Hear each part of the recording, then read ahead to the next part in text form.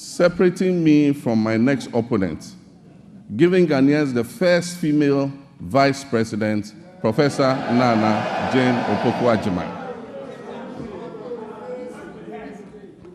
For the National Democratic Congress, NDC, that resounding victory is a selfless call to duty from a people who are tired of years of economic hardship and poor governance. That call therefore places an obligation on us and all who serve, including legislators from both sides of the House, to do our utmost with decency and humility to change the circumstances and the state of our country. Mr. Speaker, as I stated earlier, Article 67 of the 1992 Constitution requires that I give an account of the state of our nation to Parliament. I'm sad to report that the state of our nation is not good.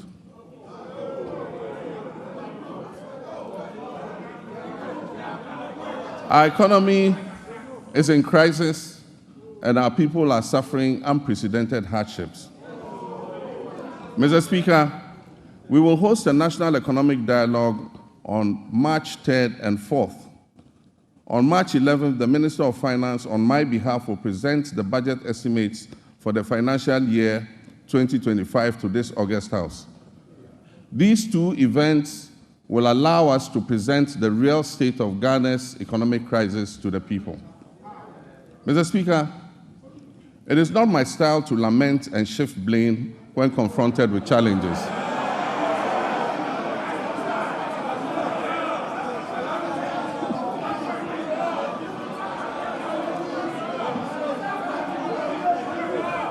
Mr. Speaker, it's not my style to lament and shift blame when it's to accept challenges and work hard to resolve them. Indeed, this is precisely what the people of Ghana elected me to do. I have therefore not come here to lament on the state of our country, though there's much to lament about. I understand why I was elected with such high voter confidence, and that is to solve Ghana's problems. With your permission, Mr. Speaker, and within the constraints of time, I'll take the liberty to elaborate on how we intend to Today, inspired by the Almighty God and propelled by the massive mandate given to me by the good people of Ghana, I am moved to make a similar purposeful and bold declaration that I, John Dramani Mahama, I will fix the economic crisis confronting our country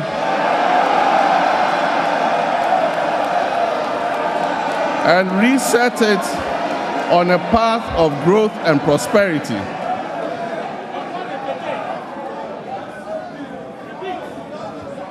That I will fix the economic crisis confronting our country and reset it on a path of growth and prosperity.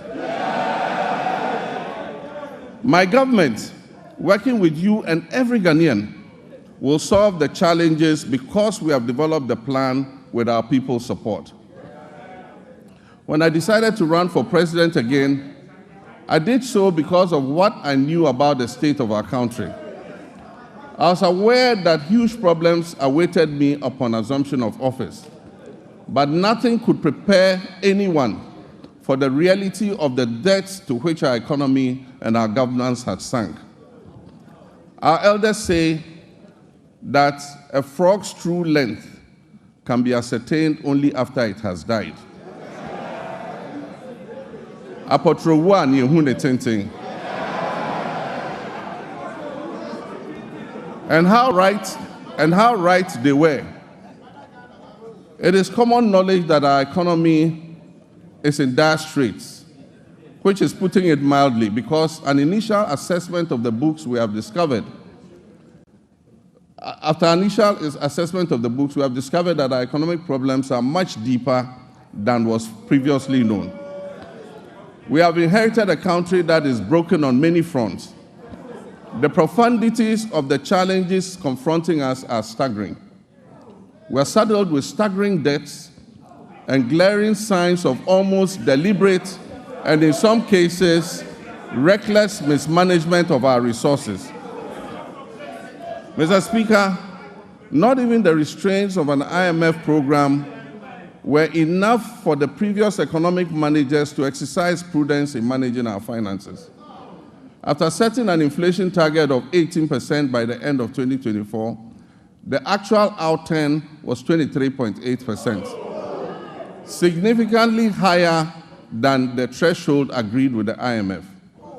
The Ghana cedi continued its downward slide, losing 19% of its value against the dollar in 2024. It had already in the previous year lost 27.8% of its value. In addition to the public debt, which amounts to a staggering 721 billion cedis, several state-owned enterprises are also in debt, including the ECG, which owes 68 billion Ghana cedis. Ghana Cocoa Board, the hope of cocoa farmers, is also highly indebted. Its balance sheet indicates a total debt of 32.5 billion Ghana cedis, of which 9.7 billion is due to be paid at the end of September 2025. In 2023-2024 crop season, Cocoa Board was unable to supply 333,767 metric tons of cocoa, which it had sold at $2,600 per ton. As a result, the then management of Cocoa Board rolled over these contracts into the 2024-2025 season. Honorable members, Mr. Speaker, this implies that for every ton of cocoa delivered this year, in fulfillment of the rollover contracts, Cocoa Board and Ghanaian farmers are going to lose $4,000 in revenue. Mr. Speaker, as I address this Honorable House, Cocoa Board has supplied 210,000 tons out of the rolled over contract, resulting in a revenue loss of $840 million for both Cocoa Board and the Ghanaian farmer. Mr. Speaker, Cocoa Board and the Ghanaian farmer will lose another $495 million by the time the board finishes supplying the remaining rolled over contracts. Additionally, cocoa road commitments alone total 21.7 billion cedis, of which only 4.4 billion is included in the total debt of 32.5 billion. This debt has arisen mainly because of the decision in 2019 and 2020 to award road contracts worth over $1 billion because of the election. Mr. Speaker, the energy sector faces significant financial challenges, primarily due to collection and system losses, non-compliance with the cash waterfall mechanism, and legacy debts. The financing shortfall has risen considerably to approximately $2.2 billion, or 34 billion Ghana cedis for 2025. And urgent measures will be needed to reduce it to sustainable levels and ultimately eliminate it. The financial sector continues to struggle despite the reportedly spending of $29.9 billion on the financial sector cleanup exercise up to date. Scant reserves were also left for debt servicing, despite implementing what may be considered the most severe and distressing economic policy in the annals of the Fourth Republic, if not in the entirety of our nation's history. And I'm referring to the domestic debt exchange program.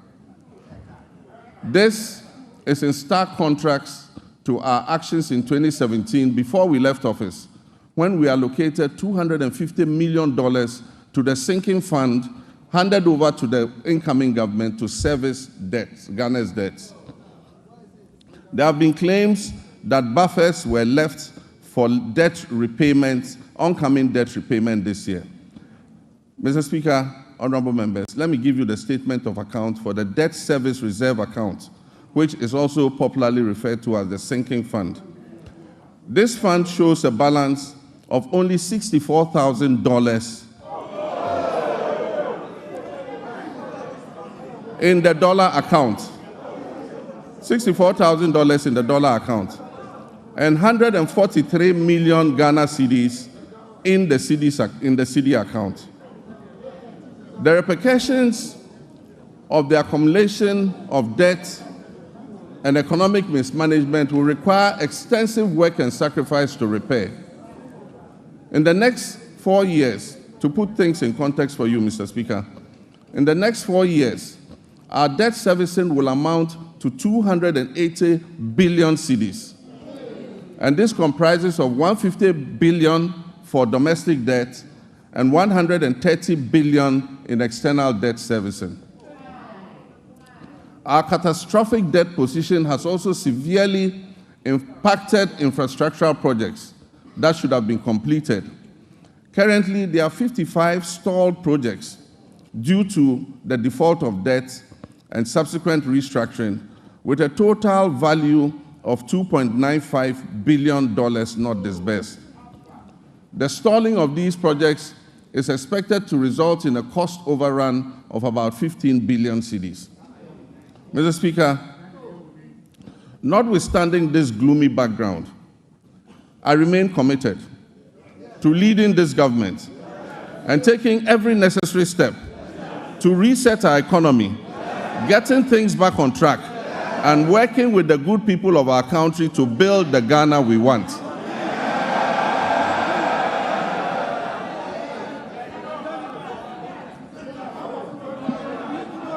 Mr. Speaker, we are doubling our efforts to complete all outstanding structural reforms. Through the budget, we will implement corrective measures to restore fiscal discipline and debt sustainability. We're also working hard towards completing the upcoming fourth review of the IMF-supported program. The review is scheduled from April 2nd to April 15, 2025, and the IMF Executive Board is expected to approve it in June of this year. As we have done previously, we're also building buffers in the sinking fund and adopting prudent debt management practices to ensure prompt repayment of upcoming domestic and external debt maturities. In this respect, government successfully honored the matured coupon payment of $6.081 billion in cash and $3.46 billion in kind, which was due in February 2025 to all domestic debt exchange program bondholders, fully paid.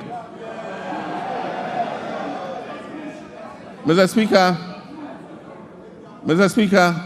the good news is that we have also built additional buffers in the sinking fund to honor the maturing bonds that are due in July and August. And so bondholders can rest assured that they will be paid to the last peswa, whatever is owed them. With the transparent and prudent measures we have implemented since taking over the administration of this country, I urge my countrymen and women, business owners, and foreign investors to trust our competence in turning our economic fortunes around. Mr. Speaker, since we took office on January 7, 2025, we have upheld our commitment to a fiscal consolidation agenda with a streamlined government.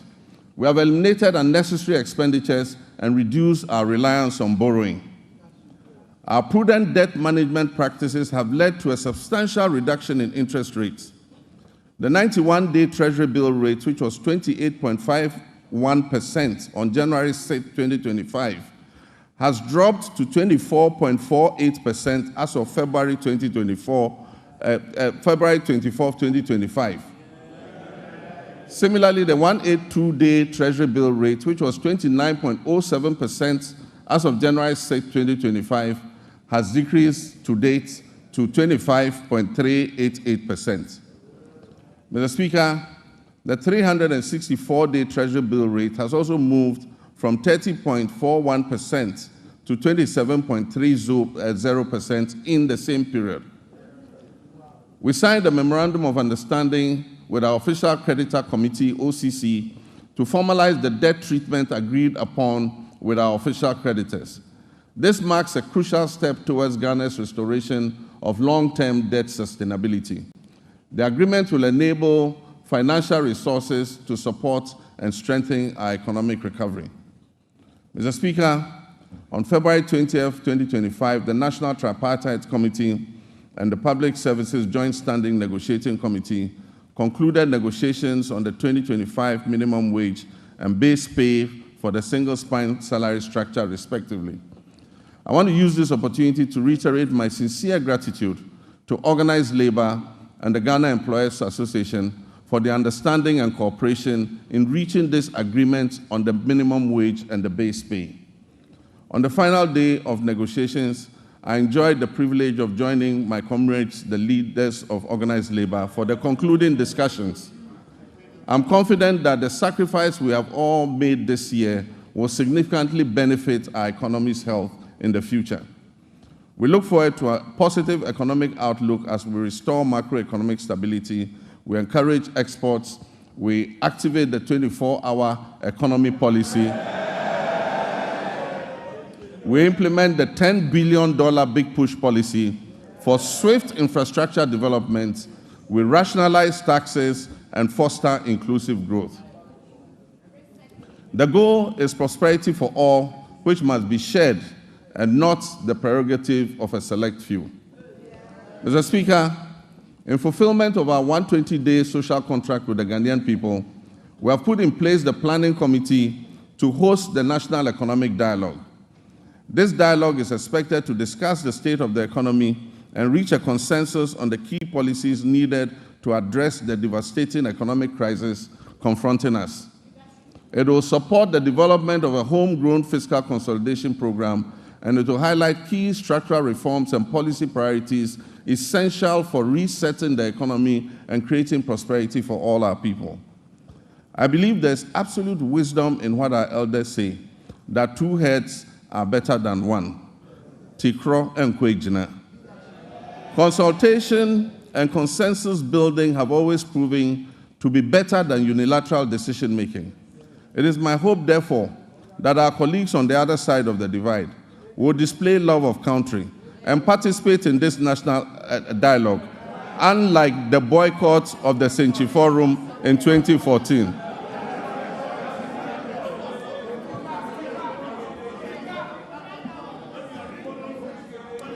I humbly choose a different path of accommodation and cooperation with all stakeholders. We will continuously engage on important issues so that together, as a nation, we can reset our country and focus on sustainable development. Mr. Speaker, honorable members, together we shall build the Ghana we all want. Mr. Speaker, my administration inherited an energy sector on the brink of collapse.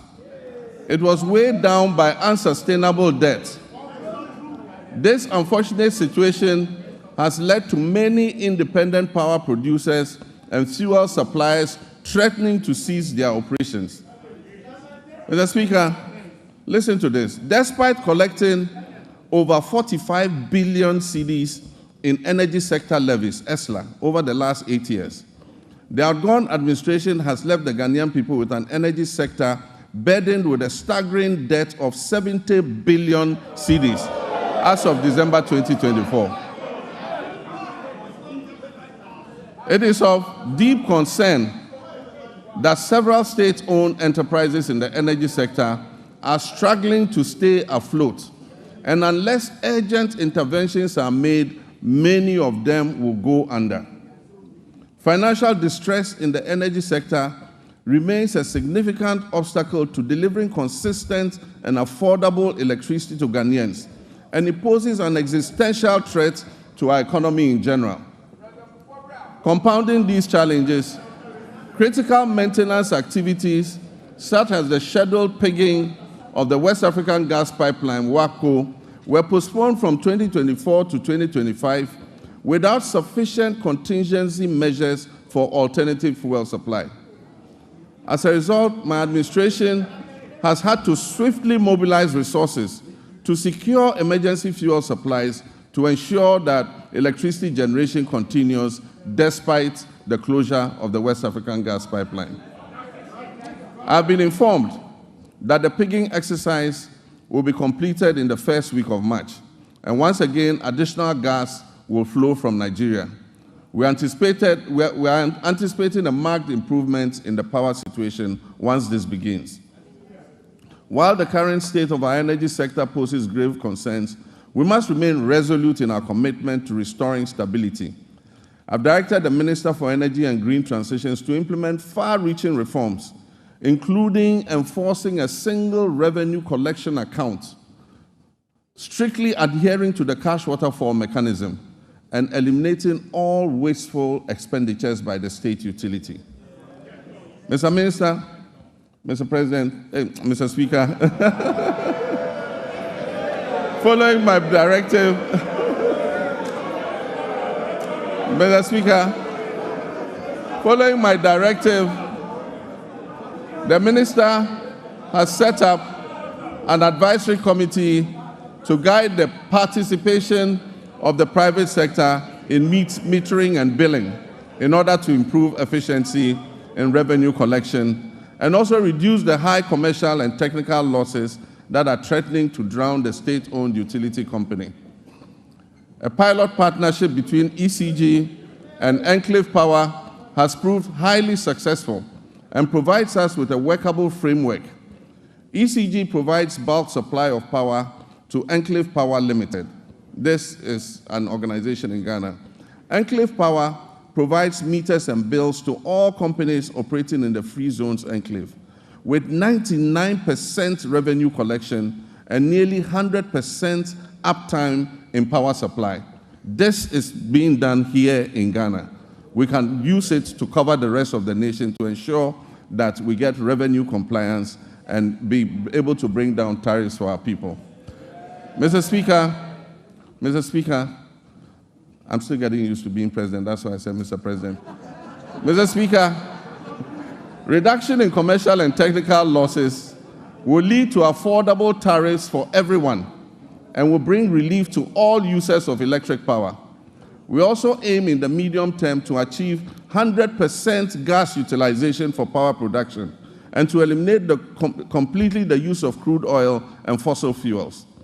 This will save Ghana hundreds of millions of dollars spent on the importation of fuel oils for power production annually. With regards to renewable energy, this administration will soon operationalize a Renewable Energy and Green Transition Fund to enhance efficiency and accelerate Ghana's transition to renewable energy.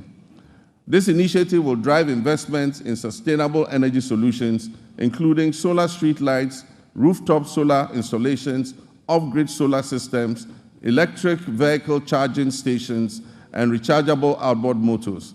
These measures will reduce dependence on the national grid and position Ghana as a leader in Africa's green energy transition. Mr. Speaker, Ghana's petroleum sector has witnessed a precipitous decline, with crude oil production sinking by more than 32%. This has resulted from the high opacity levels, a very hostile business climate, and excessive political interference in the sector, culminating in most of the major oil companies exiting and stalling all upstream activities. The decline in upstream activity is obvious to any person familiar with the twin cities of Sectoral and Takoradi. Just under a decade ago, these cities were the bustling epicenter of fabrication, logistics, service activity associated with the upstream oil and gas sector. Unfortunately, my recent visit reveals many shut down facilities and many businesses have packed and left the shores of our country. Hundreds of workers have been laid off and left unemployed. I wish to assure the good people of Sectoral Takoradi and indeed the whole Western region that we are going to breathe life back into your area.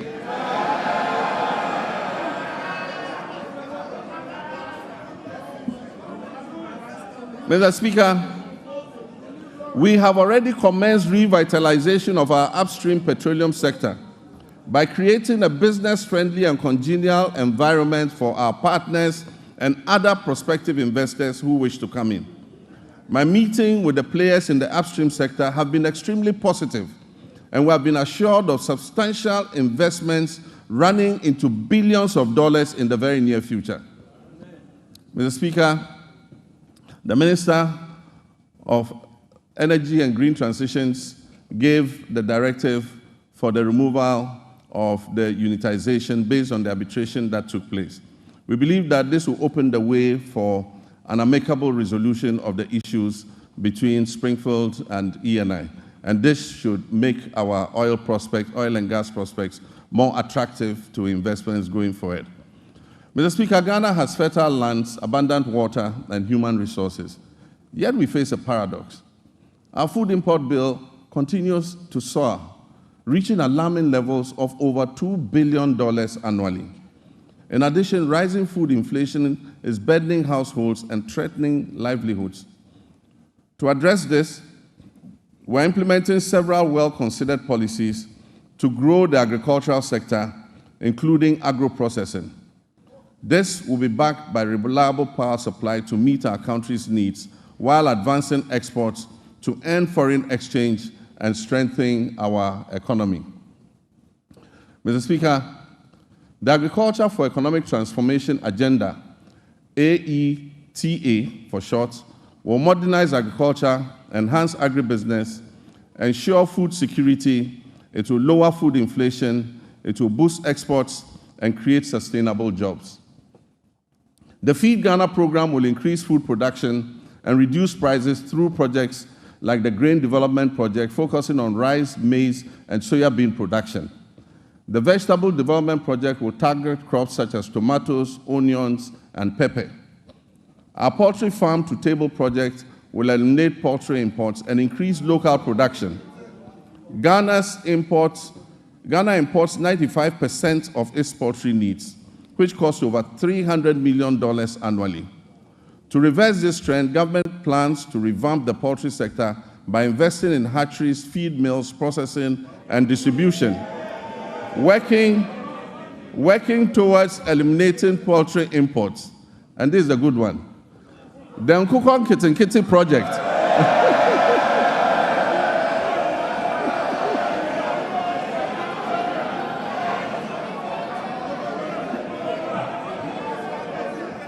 We actually have a project called Nkukon Kitinkiti. The Nkukon Kitinkiti project will cover 55,000 households producing eggs and fresh poultry for the market. And it will help reduce our $300 million we spend on importing chicken annually. Mr. Speaker, to strengthen the connection between agriculture and industry, we will prioritize value addition, processing, and distribution. And this will position agriculture as profitable and appealing, making it more attractive to our young people. We will implement an Agri-Next program to facilitate access to land banks by young farmers, to connect graduates with opportunities in the agricultural value chain, and promote greenhouse agriculture among the youth. This initiative will benefit approximately 30,000 young people. Mr. Speaker, the Livestock Development Project will also address Ghana's reliance on imported meats by restocking breeding farms and increasing local livestock production, thereby creating jobs and boosting self-sufficiency. For years, access to mechanization, quality seeds, fertilizer, and extension services has been a major challenge to our farmers. To address this, government will establish our flagship farmer service centers in every agricultural district, ensuring that farmers receive essential mechanization services and resources to improve their productivity and efficiency. Mr. Speaker, also in the fisheries sector, we implement strategic interventions to enhance productivity and sustainability. Key among these initiatives is the continued enforcement of measures to curb illegal, unreported, and unregulated fishing, which threaten our marine biodiversity and the livelihoods of our hard-working fisherfolk. We have intensified surveillance and monitoring operations, bolstered by the deployment of modern technology and strengthened collaboration with our key stakeholders. In the last month, we have expanded the supply of subsidized premixed fuel to support artisanal and industrial fishers, ensuring affordability and availability. We'll also invest further in modern fish landing sites and cold storage facilities to improve post-harvest handling and thereby reduce losses and enhance the quality of our fish products. Aquaculture development is a key focus of our administration. We'll provide financial and technical support, especially to young fish farmers, increasing fish production and reducing our dependence on fish imports. To increase the value addition in this sector, we'll encourage the establishment of fish processing facilities, create more jobs, and boost exports. Our commitment to supporting women in the fisheries sector remains steadfast as we implement the programs to empower female fish processors and traders with financial capital and capacity building initiatives. While we work hard to fix the economy and provide jobs in all sectors, including agribusiness, one of the biggest crises we face in this country is youth unemployment. Youth unemployment has led to despair and frustration. The latest estimates show that up to 2 million of our young people are unemployed. This poses a major security risk for our country and requires urgent attention.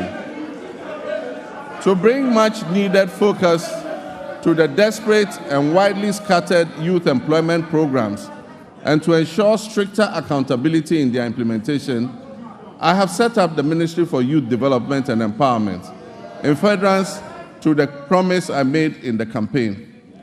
This ministry, that is the Ministry for Youth Development and Empowerment, is mandated to formulate, coordinate, and monitor policies and programs to promote youth development and empowerment in this country. Mr. Speaker, as part of our Operation Recover All the Loot policy,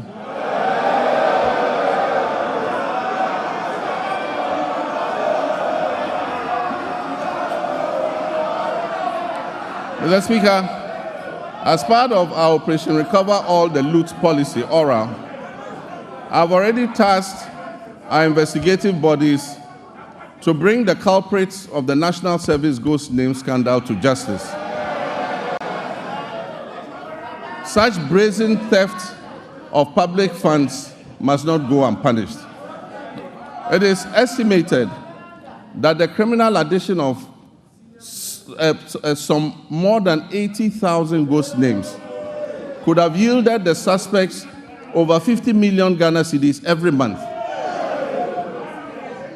Unfortunately, some of these suspects are believed to have absconded from the country already. I have directed that they be declared wanted and their assets traced and frozen until investigations are completed.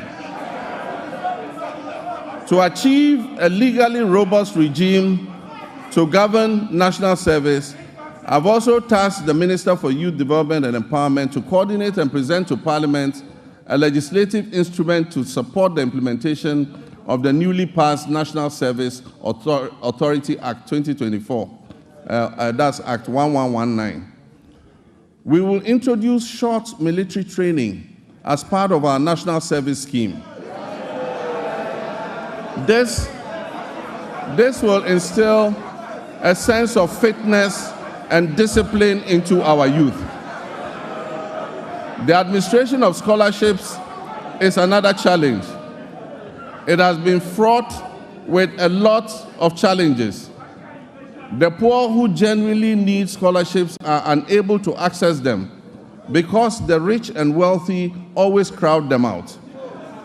To fulfill our government's vision of promoting transparency, equity, and sustainability in the scholarship scheme, we shall streamline the award process to ensure that not only deserving youth benefit from the system, deserving youth benefit from the system. We shall introduce increased transparency, including publishing the list of beneficiaries every year. Mr. Speaker, job creation is one of our main pillars, and it was one of the major promises we made to the youth of Ghana. To help actualize this promise, we're going to roll out what we call the Ejumawura program. This initiative will create, track, and mentor young businesses annually with a special focus on our youth. For the first phase, The top 2,000 implementable business proposals will be supported with business development training, mentorship, access to startup capital, marketing, and networking to operationalize their innovations and business ideas. We will also launch our flagship National Apprenticeship Program to equip at least 10,000 young people in the informal sector with employable skills, including providing apprenticeship fees and startup kits when they have completed. The Youth Development and the Interior Ministries will facilitate the training of our young people in the Okada business in areas such as road safety regulations, financial literacy, and digital skills, as well as facilitating the acquisition of motorbikes. We will introduce electric motorcycles on a hire purchase scheme to eliminate the use of petrol and make their businesses more profitable. Mr. Speaker, Her Excellency the Vice President's Empowerment for Women and People with Disabilities program will also be launched this year. The program will target women and people with disabilities and other vulnerable groups to build their capacity and offer them access to finance to create their own jobs. Mr. Speaker, the Ministry of Communications, Digital Technology and Innovations will also focus on developing youth IT skills and fostering innovation. Under the 1 Million Coders program, young people receive training in coding, web app development, digital marketing, and other digital skills. This initiative aims to equip them with the necessary skills for employability in the digital ecosystem. We must provide meaningful and relevant education to prepare our youth for today's technology-driven job market. Despite various reforms, issues related to low-earning incomes persist within Ghana's educational system. I'm committed to ensuring that quality education remains a top priority. The system we have inherited is outdated in many ways and must be realigned to meet the needs of the 21st century and the fourth industrial revolution. Recognizing the urgent need for national dialogue on education and in the spirit of inclusive governance, I launched the National Education Consultative Forum on February 18th in Ho. I look forward to the recommendations which we will incorporate into our sectoral policy reforms. Mr. Speaker, even though Article 38 of the Constitution guarantees equitable access to education across Ghana, 30 years after the Free Compulsory Universal Basic Education FQ program was implemented, its full objectives remain unmet. To tackle this issue, government will redefine the scope of basic education and introduce the Zero to Hero initiative to enhance foundational literacy and numeracy. Additionally, ICT training will be integrated into early childhood education at the basic level. Over the next 3 years, it will be expanded to cover at least 300 classrooms, 30 centers of excellence, 1,000 teachers, and district teacher support teams, focusing on the teaching of mathematics and literacy. This year, the Ministry of Education will fully implement a new curriculum for senior high technical schools and STEM schools, introduce a standardized national sign language for hearing impaired learners from kindergarten to SHS, and review the kindergarten and primary school curriculums. To increase access to quality education, we will scale up our social intervention programs like the capitation grants, the feeding grants for special schools, and the government's BECE registration initiative. Mr. Speaker, to promote inclusion and equity, the government will enhance and resource the Islamic Education Unit to recruit more Islamic and Arabic tutors for English-Arabic schools. We will establish STEM and TVET schools in underserved and peri-urban communities. We will provide scholarships to brilliant but needy students in deprived communities, especially for study in law, medicine, and engineering. We will teach a Dabre initiative. The construction of teacher accommodation units to improve welfare and attract teachers to rural areas will commence this year. Mr. Speaker, No new school will be built in this country without teachers' accommodation. Mr. Speaker, honorable members, once again for emphasis and for the record, I, John Dramani Mahama, President of the Republic of Ghana, will not cancel the free SHS program.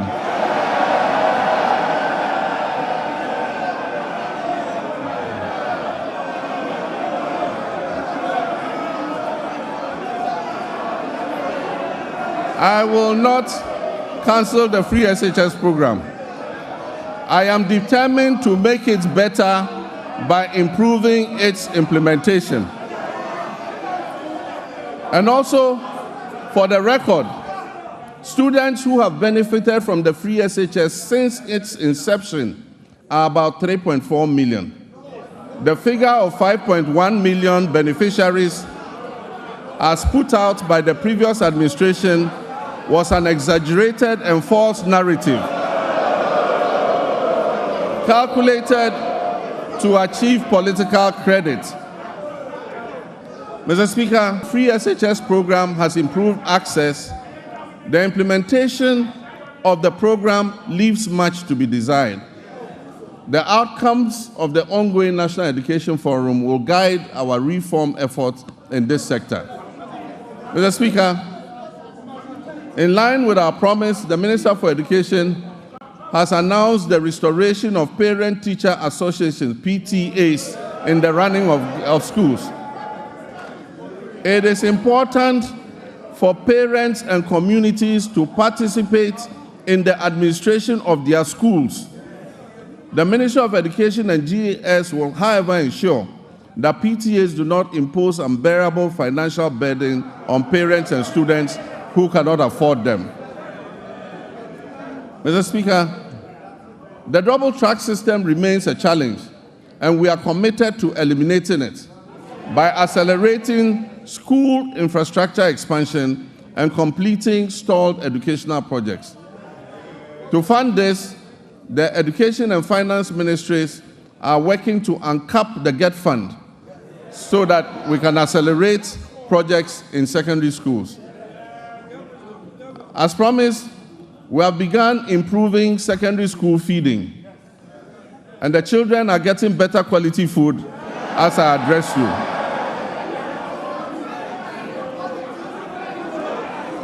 Mr. Speaker,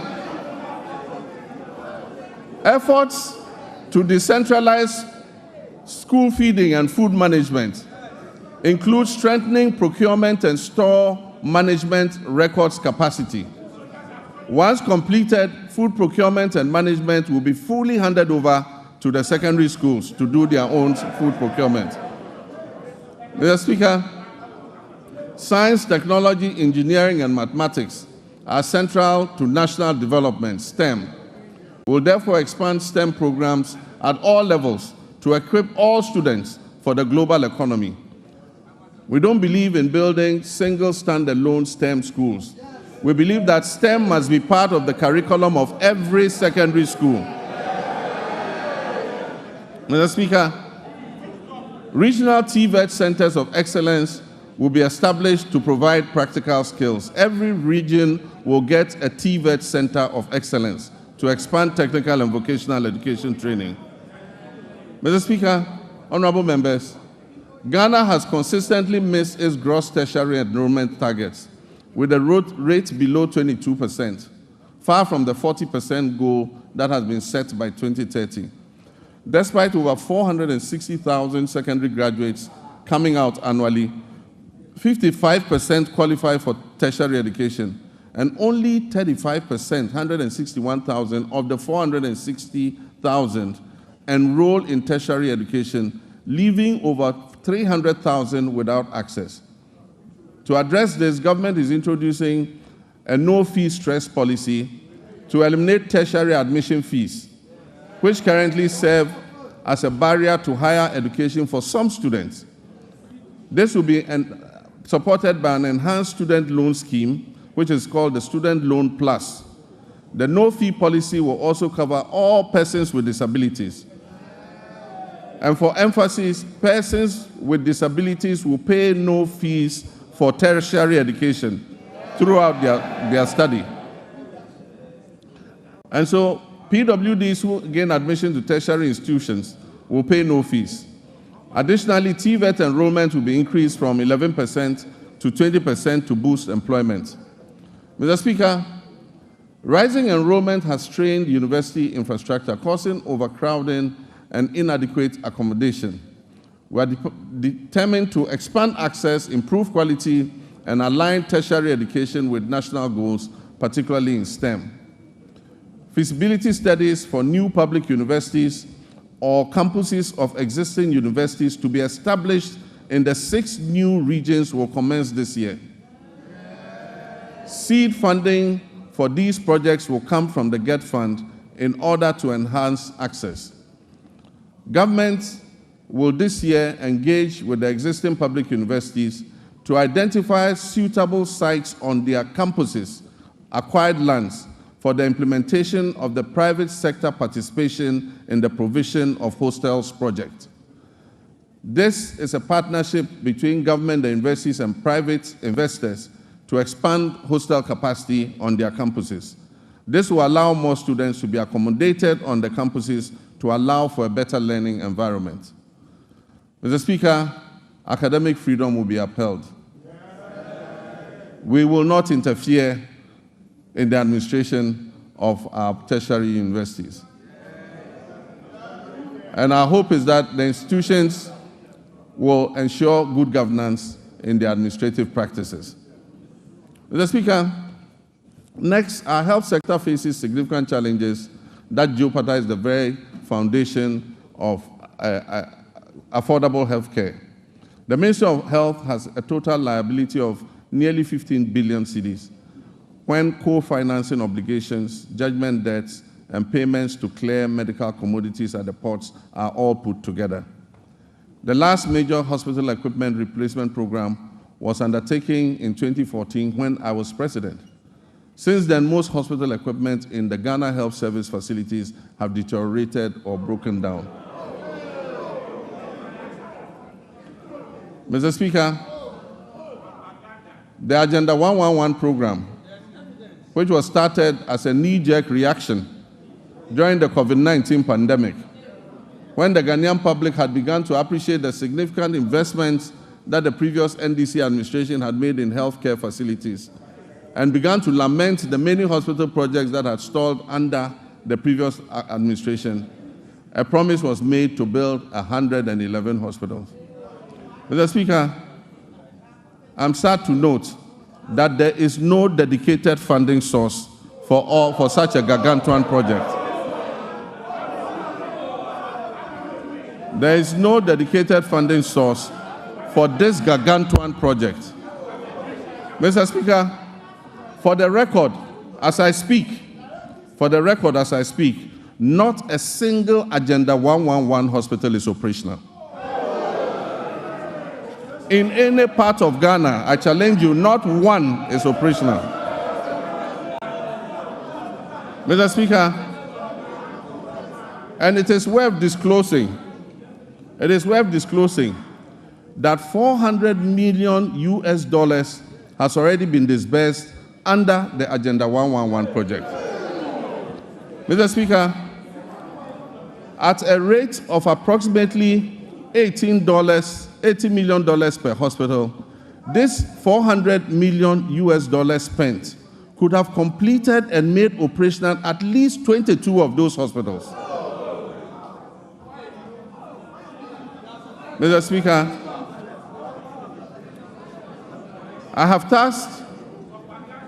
I believe that the money should have been focused on completing a number of hospitals and making them operational instead of spreading it over the current 111 hospitals.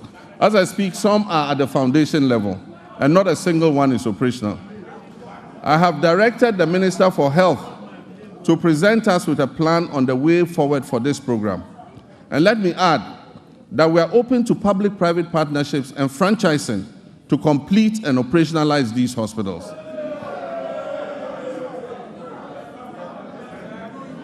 Mr. Speaker, one of the most pressing issues confronting our health sector today is the USAID's sudden 90-day pause in services without prior notice and the looming threat of complete withdrawal of programs that do not align with the USA's strategic interests. Programs that will be affected include the delivery of medical commodities to regional medical stores and health facilities in the Upper West, Upper East, Northern, and Savannah regions.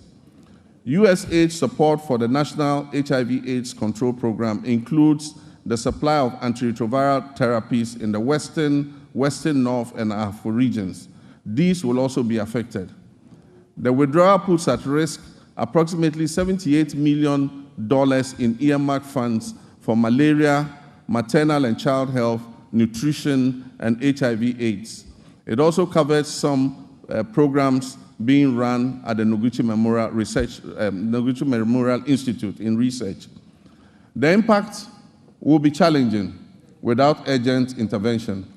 I've therefore directed the Minister of Finance to make immediate financial arrangements to mitigate this loss. And I expect that this will be reflected in his budget, which will be presented to this House next month, on March 11th. Working with the NHIA, will revive the Onuado mobile healthcare vans. These vans will provide OPD, ophthalmology, dental, ENT, cancer screening and care in the remote and most vulnerable communities in our country. An earlier attempt to provide mobile health facilities was abandoned after the change of government in 2017. Mr. Speaker, public health experts are grappling with the conundrum of new diseases and re-emergence of old diseases. The unpredictable nature of disease outbreak suggests we must make our health systems more resilient to shocks. Since October last year, Ghana has faced a severe cholera outbreak. As of February 17, 2025, I'm sad to report that 6,300 suspected cases, 545 of these cases were confirmed to be cholera, and unfortunately, we lost 49 of our compatriots. The outbreak has affected 118 districts across the Greater Accra, Central, Western Ashanti, and Eastern regions. To control the situation, we have launched an aggressive vaccination and public education campaign, among other interventions. Mr. Speaker, sanitation within the context of infectious disease outbreaks, personal hygiene, and environmental sanitation must be a major priority for us. Our cities and towns must be made cleaner than what we currently have. We commit to right the wrongs and keep our cities and communities clean through appropriate investment, supervision, and performance tracking in the sanitation sector. Mr. Speaker, as I speak, the Upper West region is facing a severe meningitis outbreak. And I know, Mr. Speaker, you have made an important contribution to ameliorate the situation in your region, and I commend you for that. As of February 17, 2025, 135 suspected cases of meningitis were reported. 22 of those cases were confirmed, and unfortunately, 16 deaths have been reported across 10 districts. We've instituted free treatment for affected persons and deployed a strong national team of health experts to encourage early reporting to health facilities of suspected meningitis. Mr. Speaker, as outlined in the 2024 manifesto of the NDC, my administration is actively developing the framework for the rollout of the free primary health care program. When fully implemented, this initiative will mark a significant step towards Ghana achieving goal number 3.8, which is universal health coverage of the SDGs, by eliminating financial barriers to basic health care access. Also in line with our 120-day manifesto commitment, the composition of the technical committee is far advanced, with plans to establish the Ghana Medical Trust Fund, also known as Mahama Cares, in the coming weeks. Mr. Speaker, honorable members, this fund will be dedicated to financing the treatment of non-communicable diseases, which have seen a significant rise over the past decade. As part of this initiative, the government is committing to allocate financial resources towards this project in 2025, with further support to be mobilized from private sector partners to ensure the sustainability of the fund. Once operational, the Ghana Medical Trust Fund, otherwise known as Mahama Cares, will directly address the financial burden of patients who require dialysis treatment, cancer care, and other critical non-communicable disease-related interventions. Together, the free primary health care, which will focus on early detection and prevention and treatment, and the Ghana Medical Trust Fund program, which will focus on relieving the financial burden of treating non-communicable diseases, will help to revolutionize Ghana's healthcare system by improving healthcare accessibility and outcomes and enhancing productivity and well-being across the country. Mr. Speaker, Ghana will become the pharmaceutical manufacturing hub of West Africa. And my previous record in government speaks for itself. When I injected funds into Ghanaian-owned pharmaceutical companies to expand their production capacities.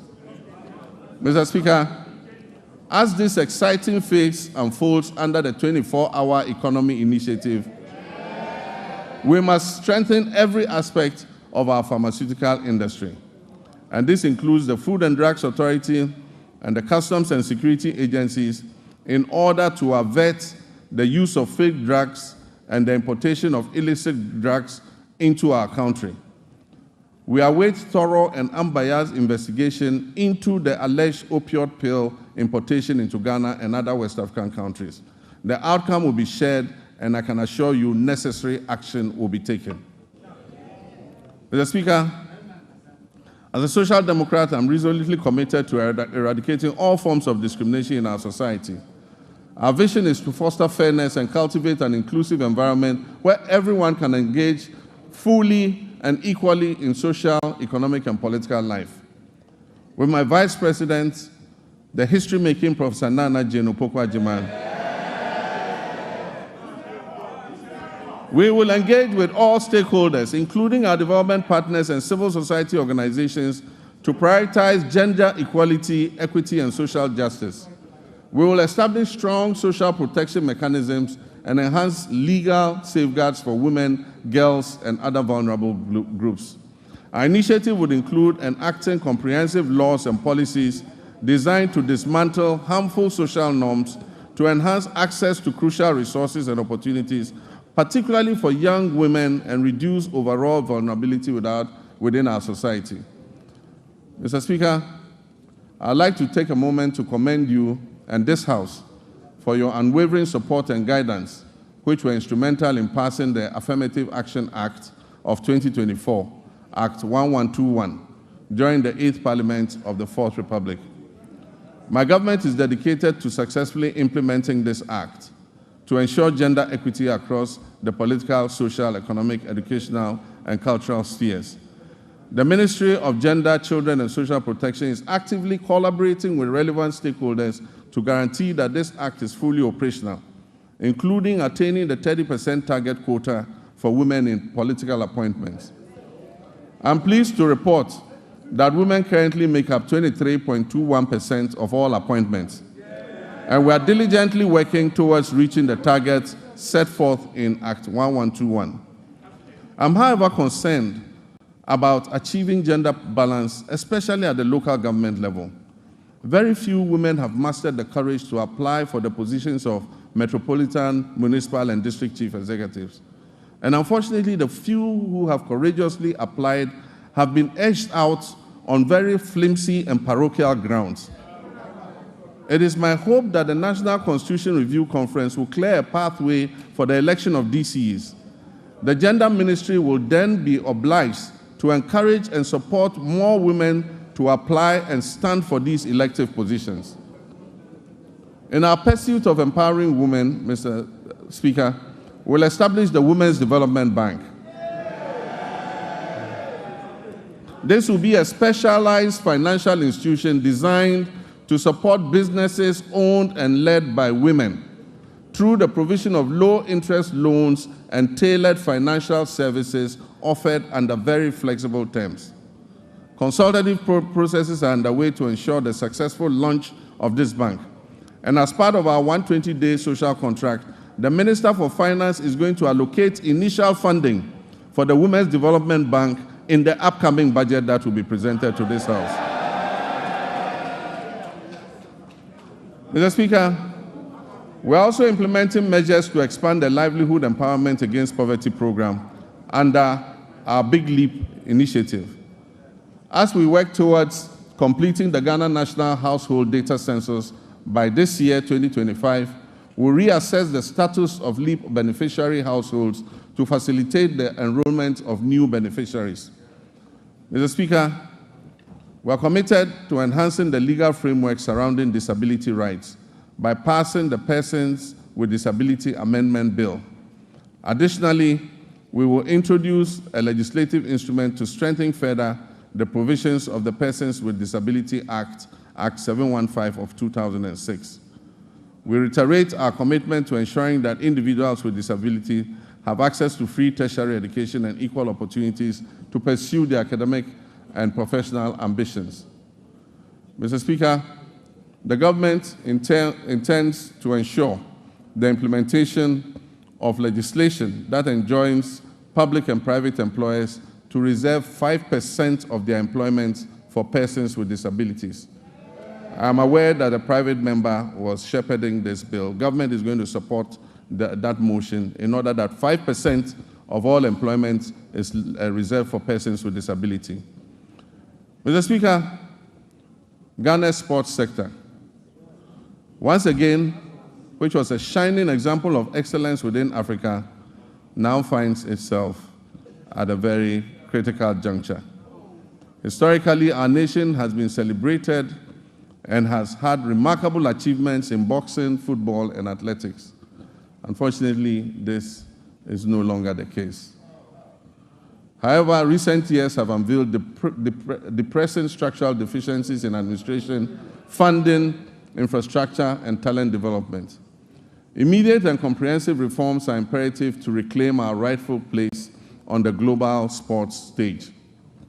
Mr. Speaker, we will develop a comprehensive national sports policy to align with international norms. This policy will be accompanied by an exhaustive review of the Sports Act of 2016, that is Act 934, and the rigorous enforcement of the Sports Regulations 2023 LI 2477. Infrastructure development remains paramount in our strategy. The government is committed to refurbishing existing national stadia, completing youth resource centers, and constructing new sports facilities in the new regions. We'll also prioritize community recreational facilities to foster greater participation in sports at the grassroots level. Recognizing the critical role of youth development, we're in a significant overhaul of grassroots sports with the establishment of the School Sports Authority. This body will oversee structured inter-school competitions and talent identification initiatives essential for nurturing future sporting champions. Over 60% of Ghana's elite athletes have emerged from these school sport programs. The ministry has now been renamed the Ministry of Sports and Recreation. To acknowledge the significance of recreation, we will launch a National Recreation Day. This will be a monthly initiative centered on community engagement alongside an annual National Recreation Festival. These initiatives will encourage keep fit activities and promote active lifestyles. It will promote traditional games and strengthen community bonds. Next month, the senior national team, the Black Stars, which is now a pale shadow of its former glory, will play 2 World Cup qualifying matches. I've instructed my office and the Minister for Sports and Recreation to hold the Ghana Football Association accountable to the people of Ghana as we prepare for these games, especially regarding the budget of the FA. There will be no secrecy in how much the government spends on the national teams. The budgets presented by the FA and other sports associations must be known by the public. After all, it is the taxpayers' funds that are used to fund these activities. The reduction in government expenditure and waste reduction applies to all sectors of the economy, including the Ministry of Sports and Recreation. Mr. Speaker, tourism, culture, and creative arts remain vital cornerstones of our national development strategy, playing a significant role in job creation, cultural exchange, and economic growth. In recent years, the ministry has launched transformative initiatives to position Ghana as a premier global destination, and this is positive. These positive initiatives aim to harness the country's rich cultural heritage, natural beauty, and our dynamic creative sector. Our flagship initiative, the Black Star Experience, aims to establish Ghana as the gateway to Africa for the global diaspora, featuring thoughtfully curated cultural, historic, and creative arts experiences in collaboration with the private sector, diplomatic missions, ministries, departments, and agencies. Our aim is to position the Black Star Experience as a uniquely Ghanaian tourism brand. The Pan-African Month will be a part of the Black Star Experience. It will include street carnivals, a film week, a fashion festival, a food fair, theatrical and drama performances, concert party competitions, and monthly domestic tourism destinations. We will strategically promote meetings, incentives, conferences, and exhibition tourism to diversify our tourism offerings. Ghana's peaceful and democratic environment positions us as an attractive hub for international summits, business conventions, and high-profile gatherings. We must capitalize on this unique advantage to maximize our benefits and strengthen our reputation as the country that is closest to the center of the world. We're also committed to revitalizing the Accra Marine Drive project, a significant urban redevelopment initiative which was designed to transform approximately 241 acres of Accra's coastline into a vibrant tourism and economic hub. Although the cabinet approval for this vital project was achieved during my presidency in 2016, progress has stalled. We'll reassess the work completed and take decisive action to bring this all on track. We will develop the Osu Castle, the former seat of government, and the area around it as a tourist attraction. It will have a pedestrian precinct with arts and craft markets, jewelry and gold markets. This approximate 22-acre land will become a destination for tourism. Mr. Speaker, our road network is the cornerstone of our nation's infrastructure, facilitating over 90% of the transportation of goods and services across this country.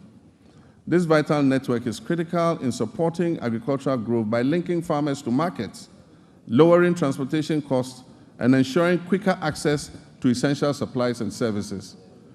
The resulting interconnected benefits foster a vibrant economy and enhance the livelihood of countless of our citizens.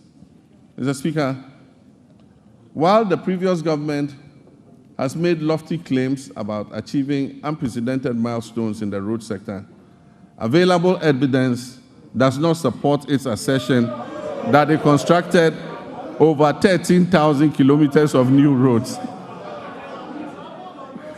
Instead, it has perpetuated a narrative that presents road maintenance and rehabilitation efforts as new construction projects, misleading the public about what has been achieved. The proportion of poor roads has increased, especially in urban centers, where the number of roads in disrepair surged from 46% in 2015 to almost 60% by 2021. Therefore, Mr. Speaker, our road sector is in crisis, mainly due to years of mismanagement. As many as 85% of awarded contracts in the road sector have stalled, and the contractors have stopped work due to non-payment, and most of them have parked their equipment off-site. Mr. Speaker, as of December 2024, unpaid bills owed to contractors in the sector exceeded 20 billion Ghana cedis for work that had been carried out between 2018 and 2024. For instance, the Ghana Road Fund obtained a loan of 600 million Ghana cedis in March 2018 to refinance outstanding debts and borrowed an additional 1.2 billion Ghana cedis from a syndication of banks in November 2019. Alarmingly, upon assuming office, the Ghana Road Fund still had outstanding payments, including some as low as 2,000 Ghana cedis, dating back to 2018. Current commitments for road projects that are unpaid currently stand at an astonishing 105 billion Ghana cedis. Despite these considerable challenges, this government remains steadfast in its commitment to prioritize vital infrastructure projects that address the pressing backlog of poor roads. Our strategy will be anchored in executing our flagship initiative under the Big Push program. The Big Push will see major rehabilitation of many key roads in the feeder roads, urban roads, and highway sectors. We'll also undertake the following key initiatives to revitalize the road sector.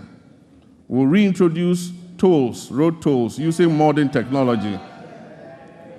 We'll rationalize the road sector portfolio to focus on high-impact initiatives. Mr. Speaker, we will uncap the road fund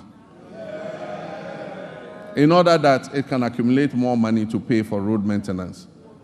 Mr. Speaker, we'll minimize sole source procurement to encourage competition, competitive bidding, and enhance public transparency in the procurement processes.